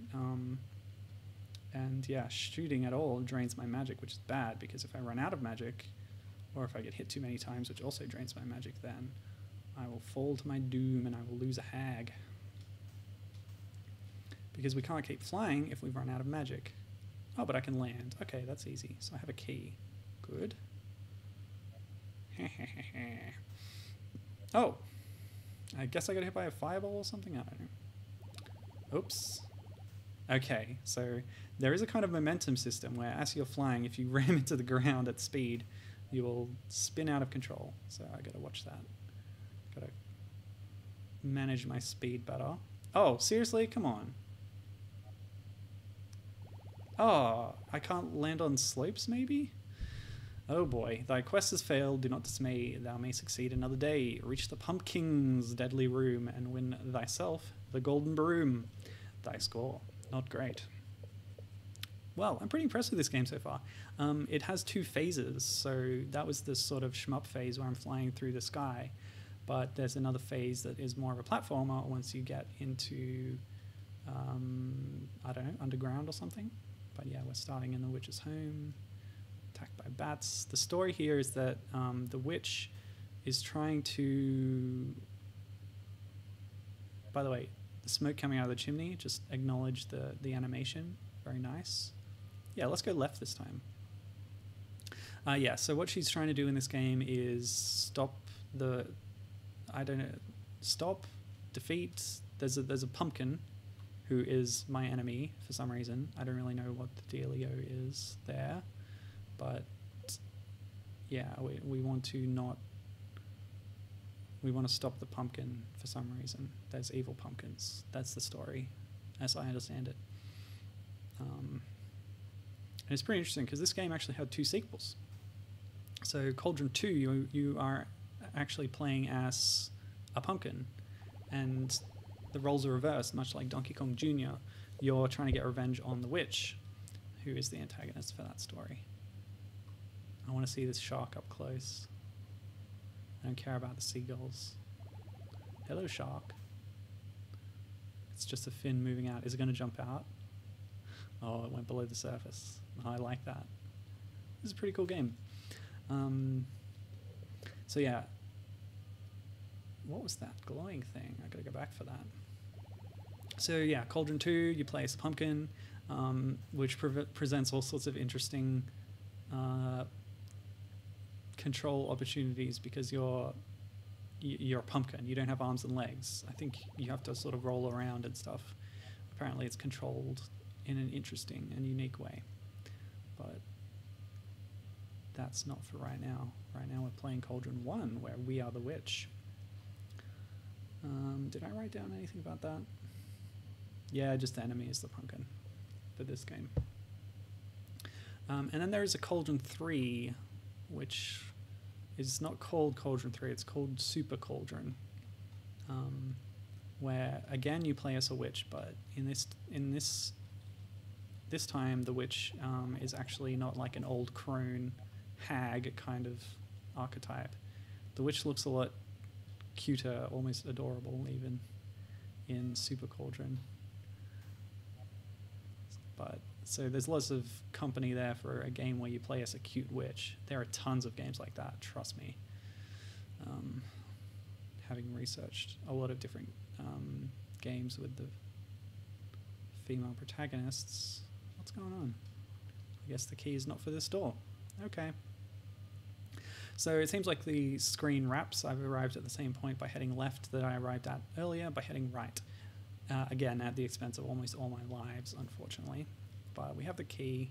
If I could figure out where to use it, maybe next time I continue, I'll be able to get it quicker. Oh, another key. Oh, great. Okay. So there's multiple keys and multiple entrances. Can we at least see what the underground portion of this game looks like? Okay, get down. Can I shoot on the ground? I can't even move.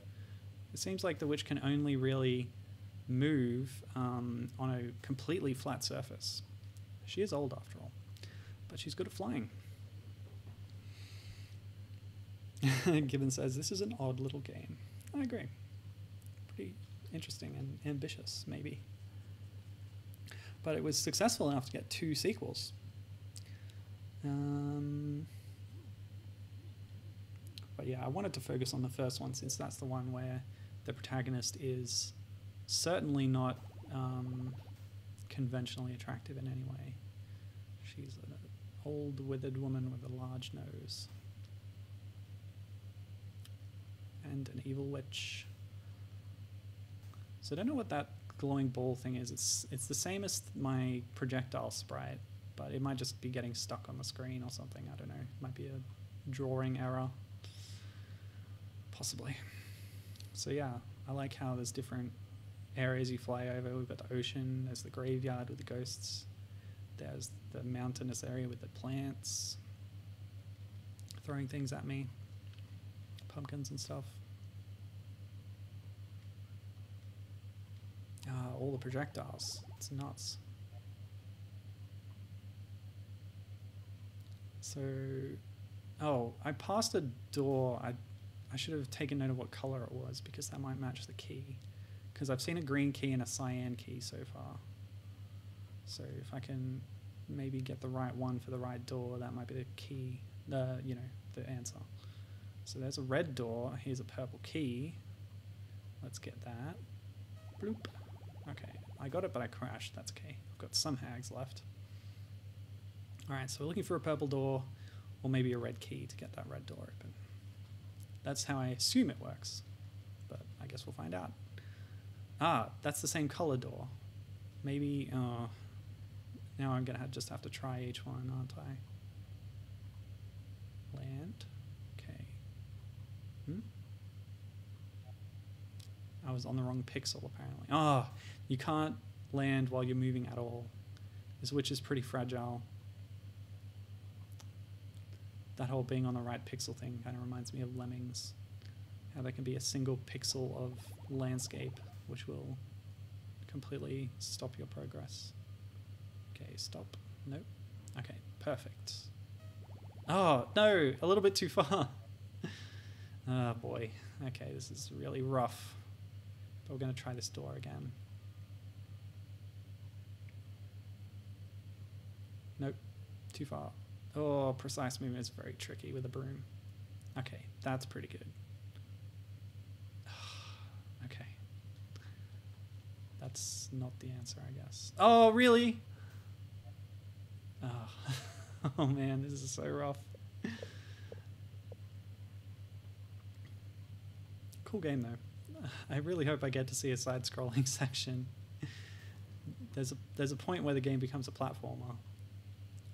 I don't know if I'll get to it because I really want to get onto Mermaid Madness. I think that was the one I'm most looking forward to based on my earlier predilections for underwater games about dolphins and mermaids and such.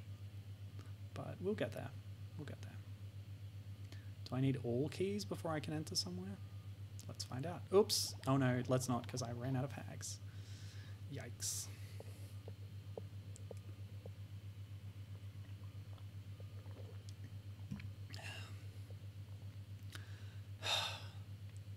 This game is tricky. It's very difficult. Gives you plenty of lies, but you definitely need them. Yeah, let's just be done with this for now. That's fine. I'm impressed. Cauldron, thank you. Palace Software. But now we're going to move on to Mermaid Madness.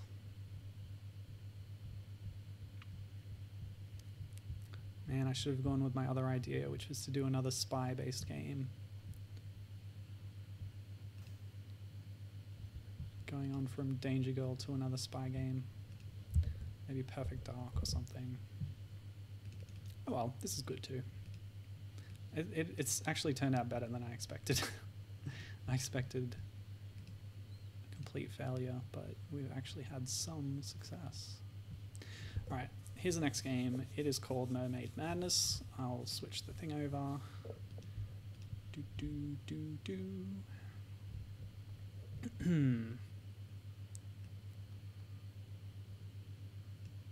Didn't look like that the whole time, did it? I don't like having the menu bar on screen. Okay. That's pretty good. So we do actually have the Commodore artwork on the left there. But we also have the Spectrum artwork on the right, which is much nicer. I think the Commodore one is a bit garish, but Myrtle, who is our mermaid character here, actually like doesn't look awful in the Spectrum artwork.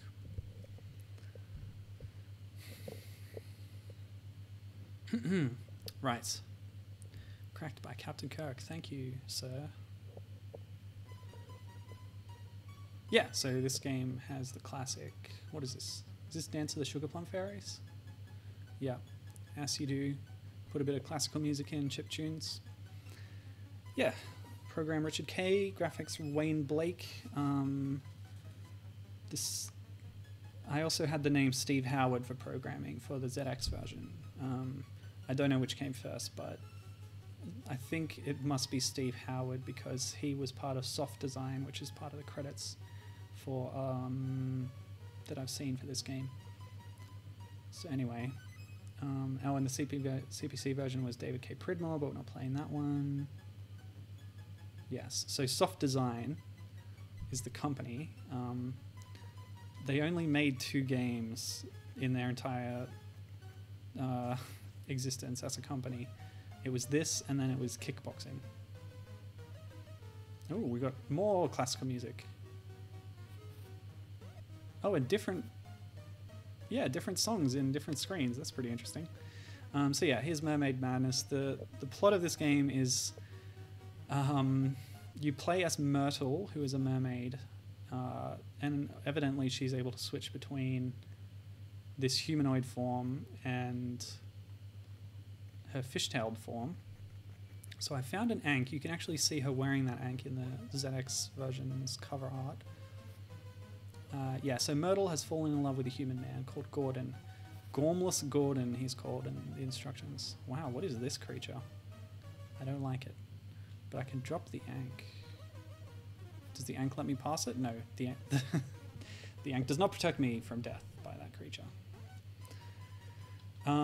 So yeah, Gordon is that diver there, and Myrtle's in love with him, so she's chasing after him, but he's like, oh no, this lady is unattractive, and so I do not want to be involved with her because she does not meet my standards of beauty. Therefore, I will run away, and it's played for comedy. So it's kind of problematic theme in that sense, but oh, okay. I just realized that the fire button turns the music on and off. That's what it does. Okay, so I don't have to worry about interacting with the fire button. Oh, there's Gordon. He's trapped in the wreckage of the ship. Maybe if I'm able to free him, then we can at last consummate our love. We'll see. They might not depict that in the game. But also, like, Myrtle's completely naked when she's in human form, which is pretty surprising. Hopefully I don't get banned from Twitch for that, but yeah, it's sort of playing up how overweight she kind of is, but that doesn't, you know, I'm here to say that it's okay to look like that. Going out on a limb here. But I just want music, but the button also drops the it also drops the item that I'm carrying. So I've now toggled it such that I can't both hold an item and have music playing. Yeah, sorry about that. Oh, what's this? By the way, in the UI there, I think the heart is my health, which is dropped by getting hit by enemies. This fish appears to be harmless. Oh no, it killed me. Never mind.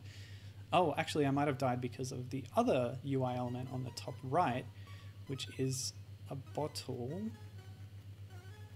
No, that can't... Because part of the game is rescuing Gordon before his air runs out. And that one in the middle appears to be an air tank. So that's going to be... That's going to be our timer for the whole game. I don't know what the bottle is then. That's odd. It seems to be draining, but why? For what purpose? Yeah, I'm kind of disappointed I couldn't play the CPZ version because I think it looks a lot better. Myrtle has the lovely green tail in that version. And presumably all the level graphics are going to be enhanced as well. Oh, this octopus is really bothering me. Oops. Okay, so the bottle appears to be my actual health. So I don't know, the heart in the middle is just there for decoration, I guess? I don't know. It kind of beats along. It was beating faster as Myrtle was running after Gordon, so it's a nice bit of flavor, if nothing else. Showing Myrtle's state, and then it breaks when she dies. And yeah, that bottle's definitely my health. I think we've figured that out. And interestingly, next to the item that I've picked up is, it's a little picture of Myrtle's hand, so that's cool. Can I interact with these bottles? I can. I picked up the bottle, actually, and it restored my health. Okay, good. Now I know how things work in this game. I can't carry an Ankh and grab the bottle at the same time, but I'll go and grab that shiny bottle, see what that does. Oh, it's a lantern. Lovely. All right, I guess I'll leave the Ankh. I'll take the lantern. It might be more useful. Cool. But how do I get past this? Sneak in above the octopus? No, contact damage with that clam. The dynamite I'm sure will be useful to get Gordon out, but yeah, not if it kills me. Given's very invested in the plot, saying, "Oh no, Gordon," and also pointing out that yes, she is completely naked. It's a little, it's interesting how they got away with that, I wonder if this game was considered obscene, if it was banned at the time. Yeah, that thing's nasty. We definitely need to get past it somehow, and we're going to probably need an item for that we'll get later, possibly. And I have no way of fighting back against sea life. They just attack me viciously. Which is a bit harsh, really. But yeah, this definitely gets added to the list of mermaid games. Ooh boy. Where a native of the ocean interacting with sea life. Oh, I actually managed to not die. Let's see if we can get a bottle before we cock it. Long plays of this game come in at about 7 minutes, so hopefully I can actually get through this one. This is what I was looking forward to, actually. Oh yeah, so one source I read claimed that Myrtle had been looking for a man for 112 years, so she's also quite old. She looks good for that age in the pictures on the cover art. But mermaids might age differently to humans, we don't know. Yeah, so the back of the tape on the ZX Spectrum, and also the advertisement flyer, which has the same cover art. Okay, what I'm going to do is drop this, hit the button, and pick it up again, and then we get the music and the weapon, whatever it does. But I feel like I've explored all the map now. I got the Ankh. That didn't help me to fight the creature, so I guess I'll take the lantern to the creature next and see if that helps. Grab the health first, grab the lantern. Yeah, so on the like I said in the description, Myrtle is described as having a face that sank 1,000 ships, which is a humorous play on Helen of Troy. The face that launched 1,000 troops. Her beauty was such that her husband was motivated to gather the whole armies of Greece and come to rescue her from Troy. On the other hand, Myrtle, I guess, is so ugly that she sank 1,000 ships. Haha, she's ugly. It's a big joke. I don't like it. Like, it's totally shaming her for her body and fat shaming, ugly shaming. It's really not a good look. But I'm gonna say that I think Myrtle is cool and a good protagonist anyway. Oh, dynamite. Great, we have some dynamite. That is interesting. It's just lying here. So, what can we use it for? Well, can we put it here? We can put it there, but we can't light it. Maybe I need the lantern. Oh, it went off anyway. With me right next to it. Okay, we're going to try that again. It didn't seem to have any effect on the ship, but we can take it around to that nasty creature, whatever it is, and drop it next to that, and maybe that will help. Or maybe I can clear that rock up there. Oh yeah, music.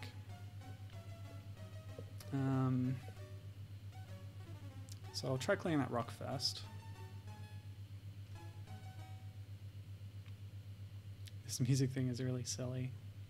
One button, you know. Alright, get away. Boom! Oh! It killed me anyway. So don't be on the same screen as the dynamite. Got it. So, I don't know.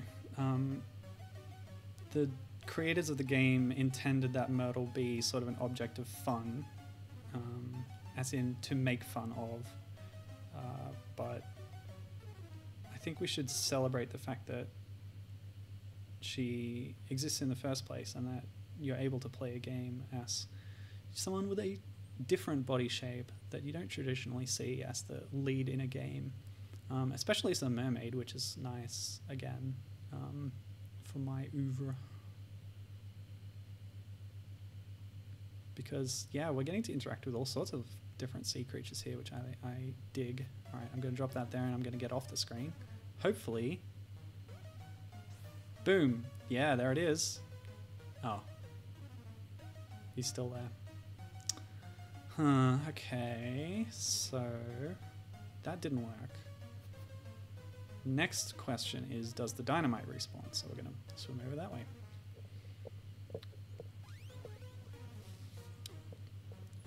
I like the sunken cruise liner. It's pretty atmospheric. It's well drawn, I think. Again, yeah, the dynamite's gone. Again, I wish I could have seen this whole game in the Amstrad version, but I'm pretty sure the long play online is in that version. So I don't know. I don't know about you, but I'm just gonna go watch that after this. All right, kill me, please, so I can start again with everything back in the game world. Continuous contact damage. Hit scan.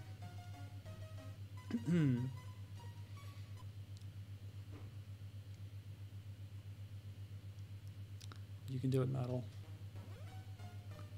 So what is that over there exactly?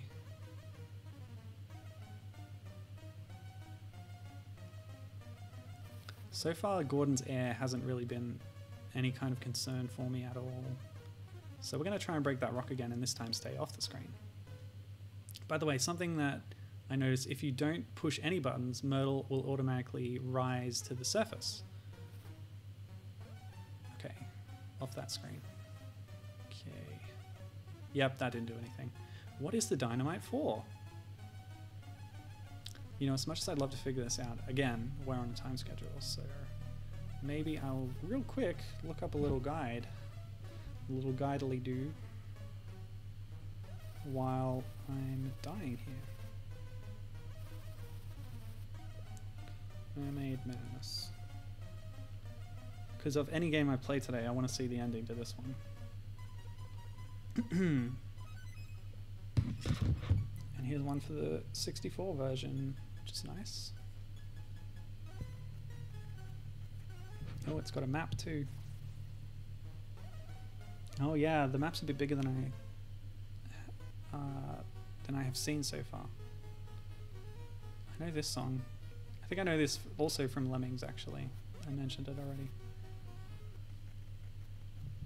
Okay, can I actually move right on this screen? No, the pillar's in the way. But there's definitely more to the map. You've got to be able to get through that stone. Must do. Alright, so I'm reading the guide now. I'll grab the ankh while I'm here.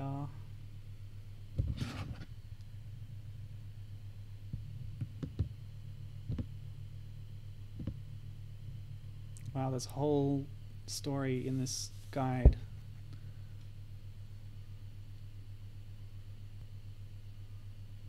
Oh wow, okay.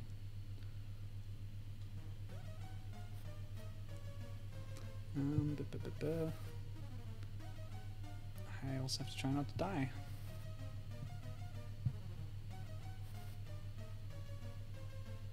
Let's sit on this screen for a minute while I scroll through here.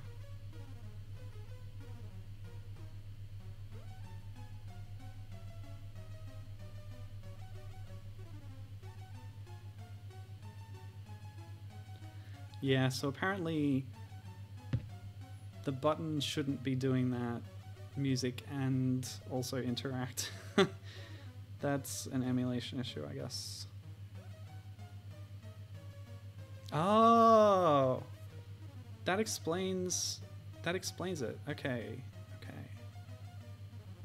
I've just figured out why the tagline or the quote that's on the poster is, "Have you ever played a game where the hero has to drink a bottle of stout?" Oh, it's dark down there. It wasn't dark when I had the lantern. Okay, good to know. So these bottles, now I know what they are. They're stout that's been dropped in the ocean, which is a kind of beer. It's a British thing. I don't know. I'm not a beer drinker. Okay, so that would be dark otherwise. But there's way more to this map if I can get through, but I can't. Maybe I'll bring the dynamite here next. That's what I'll try. As you can see, the passage should move to the right over there.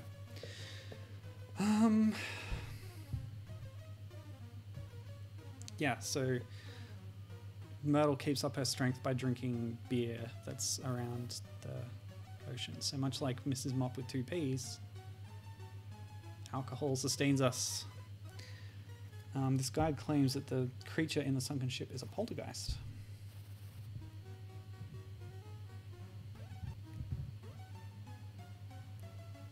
Oh, apparently the first ankh is of no use. Or is it? Every screen you enter adds 1% to your score, so be sure to visit all screens. Highest possible score is 99%.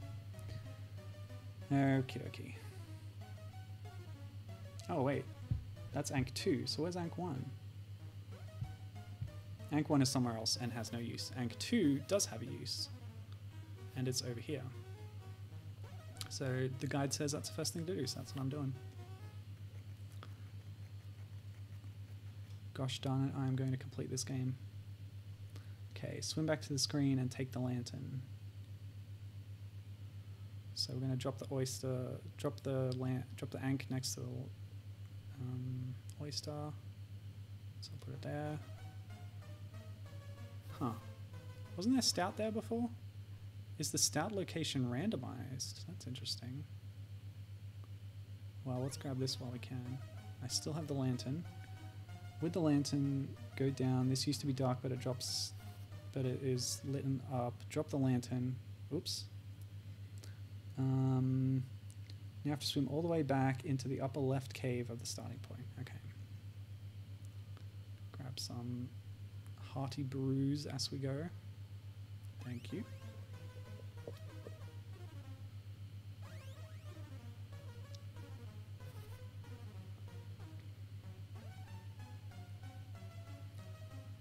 So this way.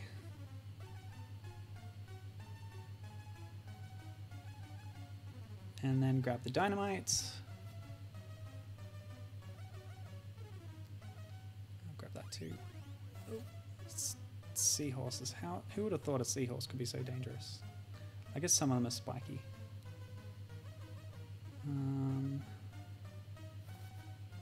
Okay, now we go back to where we dropped the lantern. Yeah, so just like I thought, it is going to clear that rock away. But apparently you can only use certain dynamites on certain rocks, which is pretty irritating.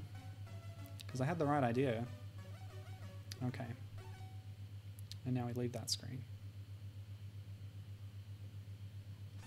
Kaboom. Okay. And now I take the Ankh.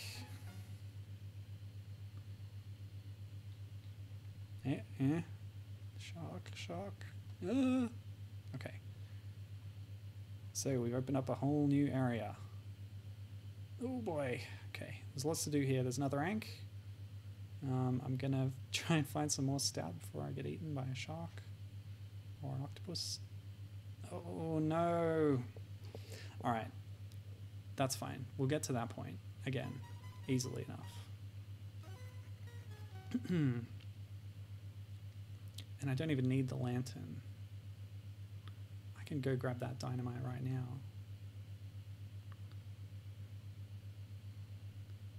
Save myself a trip.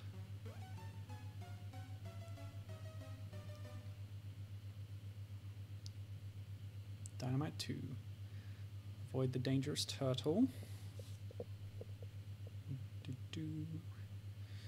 Yeah, so I wonder if Gordon will accept my love when I've rescued him. That's usually what happens to video game protagonists. No. I just wanted the stout. I didn't want to drop the dynamite. No. He's basically a damsel in distress, you know, love interest. He'll have no choice but to hook up with me when I save his life. Because that's how these things work when you swap the gender roles. So surely it'll work in reverse. I wonder if... No, I shouldn't try it, because at that point I'll drop the dynamite.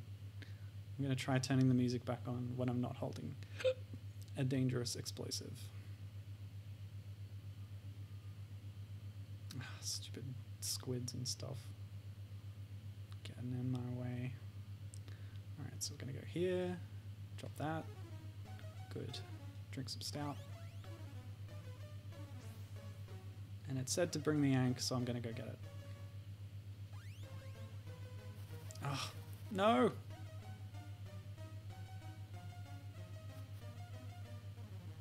Stupid no invincibility frames. Where do you get off? Okay. So what should I do after I get to that new 2 screens right? Okay. Alright. Find another oyster. Yeah.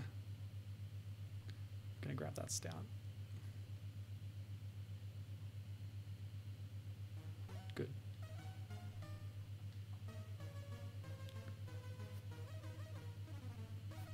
Gonna have to try and find some more on the other side of the screen. Okay. So yeah, this is definitely not Little Mermaid kind of game. Do I need the lantern? I should bring it. So I get ambushed by that shark. Oh, that's gonna take up my health, isn't it?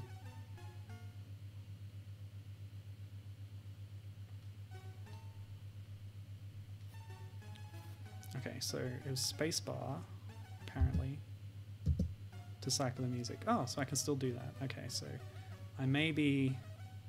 Alright, you know what I'm going to do here? I'm going to save state. I can do that, can't I? I can. Easy. Alright. Let's do it. Tank some damage, that's fine.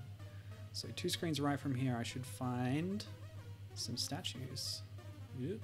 Stat, please. Glad the spacebar works. Here it is. So that's definitely Egyptian. Don't know what they're doing here. Okay, so it said just to drop the Ankh here for now.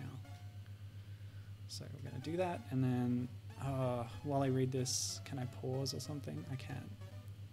Because it's important we don't let Gordon's air run out. Okay, so I've dropped the Ankh. I got to swim, take a chest.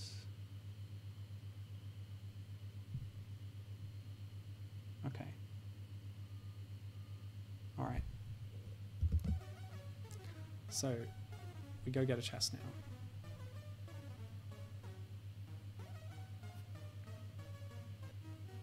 Oh, there we go. Treasure. And it floats. That's interesting. Instead of falling down, it actually rises to the surface. So different objects behave in different ways. Oh, that shark. I hate you. Oh, no. Oh, brutal. Okay, so I take the chest to the poltergeist and it gets rid of it, apparently.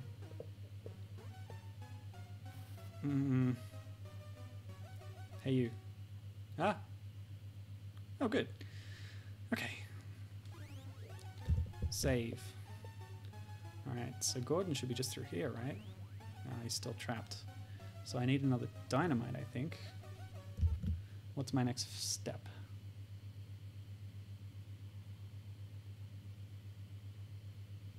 Huh. Okay. So I need to take a tire all the way to the other end of that ocean. And while I'm doing so, yeah, there's the tire, but before we grab it, I want to go over here and refill my health from this. It didn't fill it up very much. It's okay.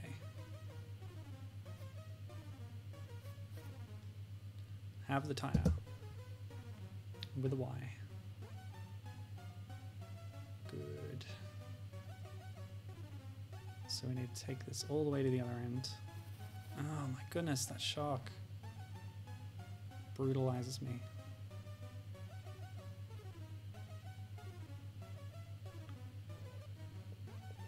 Yeah, let's get some different music.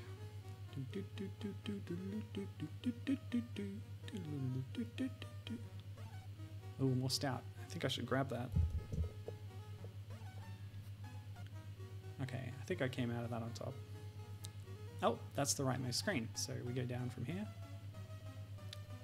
Hello. Different kinds of statues. Alright, so what do I do with the tire then?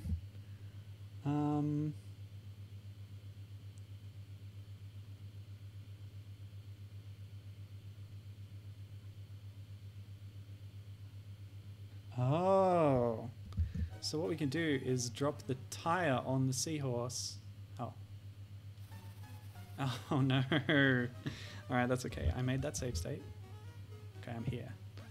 So what we're going to do is drop the tire here, and then... Oh.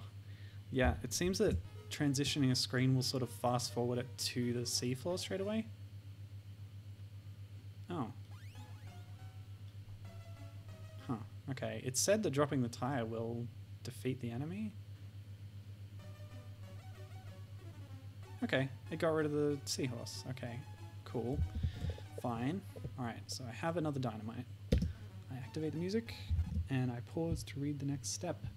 With the dynamite, we swim all the way back to... Yep. Okay. Back to the place where I first tried to use the dynamite, basically. And we can't pick up any stout on the way, otherwise we drop the dynamite, so gotta be careful. Hope we have enough health to see us through.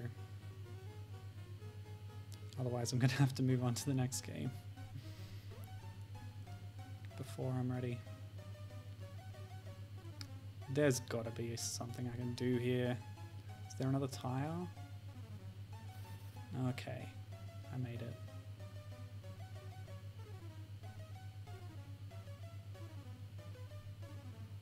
Is it just me, or is the music more frantic? I think it is just me. No! Where did I save? I saved here, okay. How much more is there?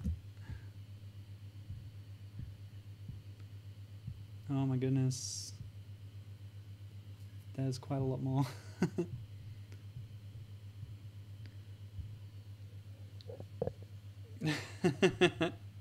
I'm aware of the time, but what do you think, Gibbon? Should I keep trying, or should I move on to the last game on the list, Bride of Frankenstein? Oh, the pain. Can't believe the long play does this in 7 minutes. I've once again shamed myself.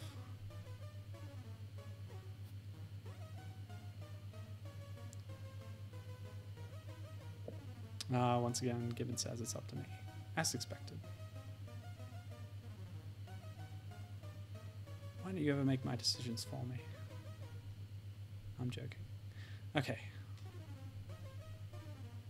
Boom. Let's do this. Some health back. Okay, what's this? Oh, it's salt. Okay, so I take the salt over to the oyster. Oh, more stout. Give me stout. Num num num num num. Why is it that seahorses are the most damaging thing in the game? Okay, I have salt. Oops. Yeah, no unnecessary damage, please. Ah, I saved right as I was hitting the manta ray. Damn. Okay, drop salt on a closed oyster is my next step.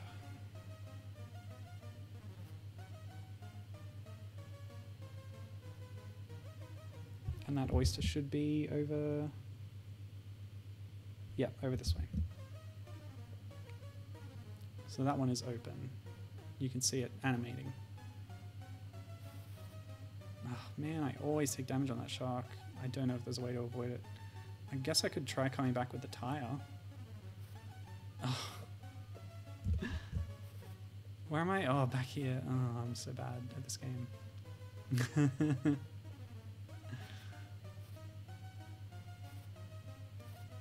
Oh, man. All right. Well, this game's really exciting. But I think I have to stop there. And I will put on the last game for us, which is Bride of Frankenstein. Yeah, these old games, they're difficult, as you know. But I do like this one. Probably the most out of all of them so far. So this one will do. Getting Bride of Frankenstein on the Commodore 64. So you might be familiar with the story. It's based on a movie in the Universal Monster franchise.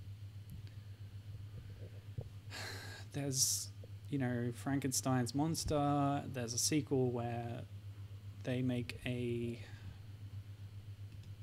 wife for him. Now, does this look right? That does look as expected, yes. Okay.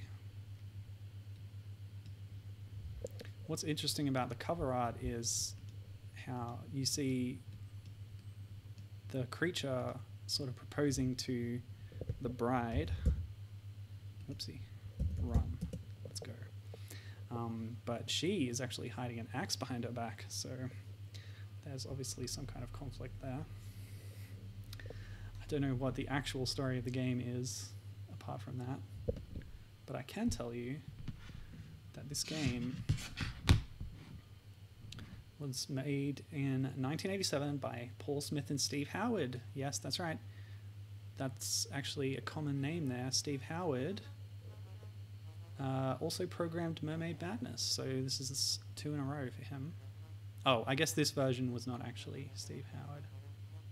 Yeah, because like actually the last 2 games, this was on the Amstrad CPC, the Commodore 64, and the ZX Spectrum.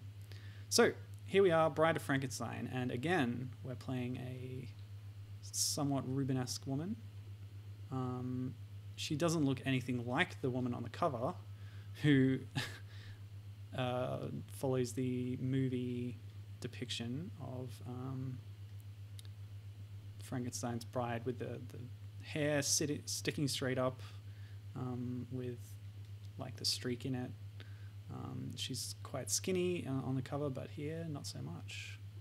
So again, we're getting that conflict between what the game designer was going for and what the packaging artist had in mind, and they can be quite different. So yeah, we're exploring a big mansion now, which is seen from an isometric kind of perspective, although Everything's in 4 directions for me. Cardinal directions, I should say. I don't appear to be able to get through doors that aren't already open. Oopsie. And it's all too easy to accidentally run back through one because it's the same direction that you were just facing. Oh, what's wrong here? Oh, I died. Yeah, so that's the danger in this game, is that at a certain point you can get a heart attack. So I think the Bride of Frankenstein is actually kind of invincible, but if she gets menaced too much by ghosts and other creatures, she can get scared and have a heart attack, maybe? I don't know what the intention is there, but yeah, clearly, I don't know, there's not much clear about this game, to be honest, except that I'm playing as a larger woman who is blonde. And yeah, I don't really know how to open doors or anything. I've got a potion, I don't know what that does. I've got a coffin. And I've got this extremely relentless ghost. Deerhead. Aha, a key. Wonderful. So I can kind of trick the ghosts into going a certain direction. So now I need to find out where to use the key. Easy enough. Oh no, I'm trapped again. Okay. Is that the old canon in D minor?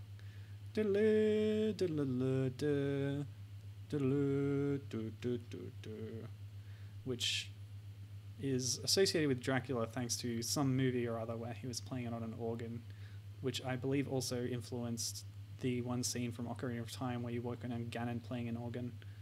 Ganondorf, I should say. Okay, so I found a new area with giant tombstones. Man, those are enormous. And more tombs to explore. Okay, that didn't take me anywhere. Oh, it's because I'm hitting a button after going in there. But it seems to be pitch dark, so I guess I'll need another item. I've unlocked another door. Ah, dancing skeletons. Or should I say skeletons, of course. Because as with all these games, they were made in the UK, so I'm going to pronounce it the British way. It's not actually the British way, but it's more funny to say skeleton than skeleton. More keys. Wonderful. Oh, I see. Only one key at a time, eh?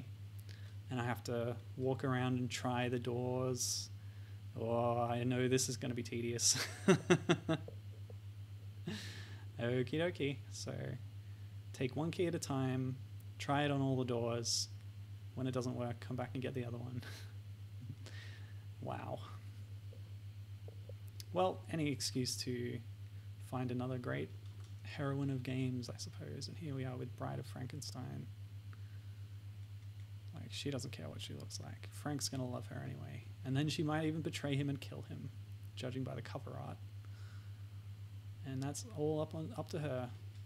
So again, we might be playing as a villain for the, third, fourth time today? Oh, I ran out of potion? What's that? What is potion? A timer? I don't know. Maybe it's just like Mermaid Madness and it represents my health and I wasn't paying attention.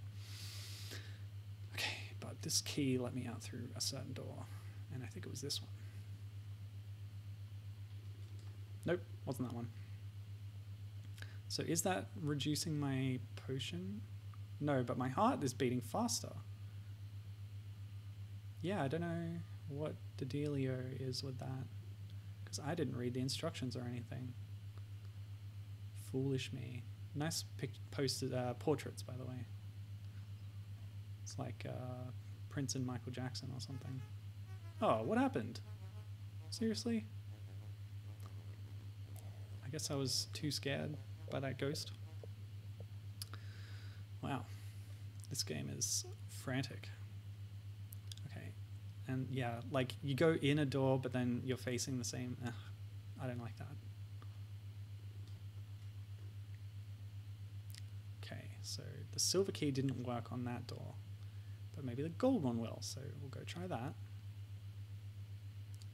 I like the little arm flapping, leg waddling motions here. The animation is probably a bit too quick. Also, I don't know why she's barefoot. I haven't seen any of the old movies, like those Universal monster movies. There's a lot of Frankenstein games, by the way. He's the creature, a popular subject in pop culture, apparently. But is he more popular than Dracula? Dracula's more often an antagonist in games.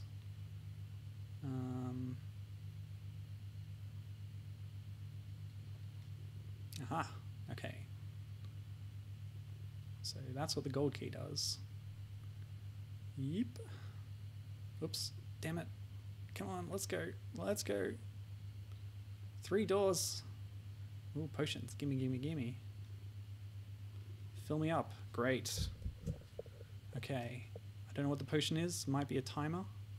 But it's back to full now. So that's excellent. And I'm finding new uses for these keys all the time. Alright, but not that one. But now that I've unlocked that door, I might be able to get back to it with another key. Pretty annoying that I can't carry more than one key. I guess she doesn't have great pockets. Oh, I never saw what was in that door. But I did make a save state right here, so... I don't think I'm going to get much further in this game, to be honest. It's all too easy to die very quickly. Oh. A seemingly empty room. Is this a secret door? The bricks don't match. Wishful thinking, I think. Oh. This is different. I now have a shovel. And I can dig at any time. That's wonderful. I love digging. Have I mentioned... Yeah, dig, dig, dig, dig, dig. How much time I would spend in like Zelda Oracle of Ages just digging, digging, digging with my shovel. And we get a unique animation sprite too. Hee hee hee hee hee. Dig, dig, dig, dig, dig.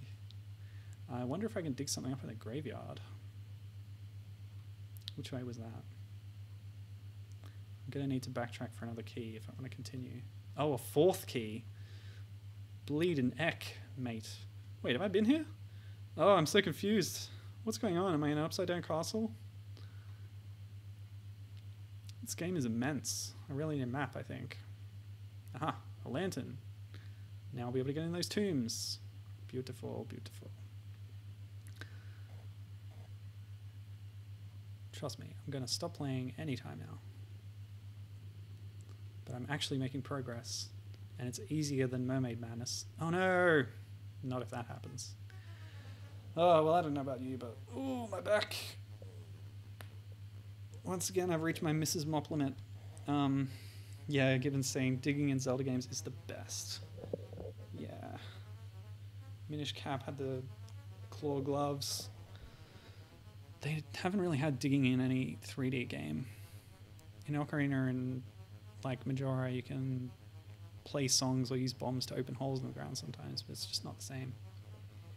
Just clearing an entire screen of ground tiles and replacing them with dug tiles is, for some reason, a really good feeling. Anyway, I'm going to stop there, since I went a little bit over time. This stream was frantic as expected, but I did eventually play all the games I intended to. So Mrs. Mopp, the other Mrs. Mopp, Bionic Granny, Madness, Cauldron, Mermaid Madness, and Bride of Frankenstein. And they were all actually impressive in their own ways. They had things about them that we could pull out and be impressed by in terms of the game design. In addition to meeting a whole bunch of new heroines, and these ones don't conform to normal standards of beauty, you know, to put it delicately. That was the intention here. So, yeah. Oh, mole gloves in Skyward Sword. Yeah, I forgot about that. You can't just dig everywhere with them, though. They were, like, contextual, right? I don't recall. But anyway, yeah, thanks for saying so, Gibbon. Saying it was fun. I had fun, too. And, yeah. We can see that when you're making a game, you can make anyone a protagonist. You're limited by your imagination. So you don't have to be skinny or sexy or like generic kind of protagonist. And it can be really fun and interesting to play as someone different from the usual thing you're used to in games, and maybe someone that reflects a different kind of person. So that was the stream. Thanks very much for joining me. I had fun, and I hope you did too. And we'll be back next week with more fun old games where we find some new heroines we can play as. That's the idea. So until then, see ya.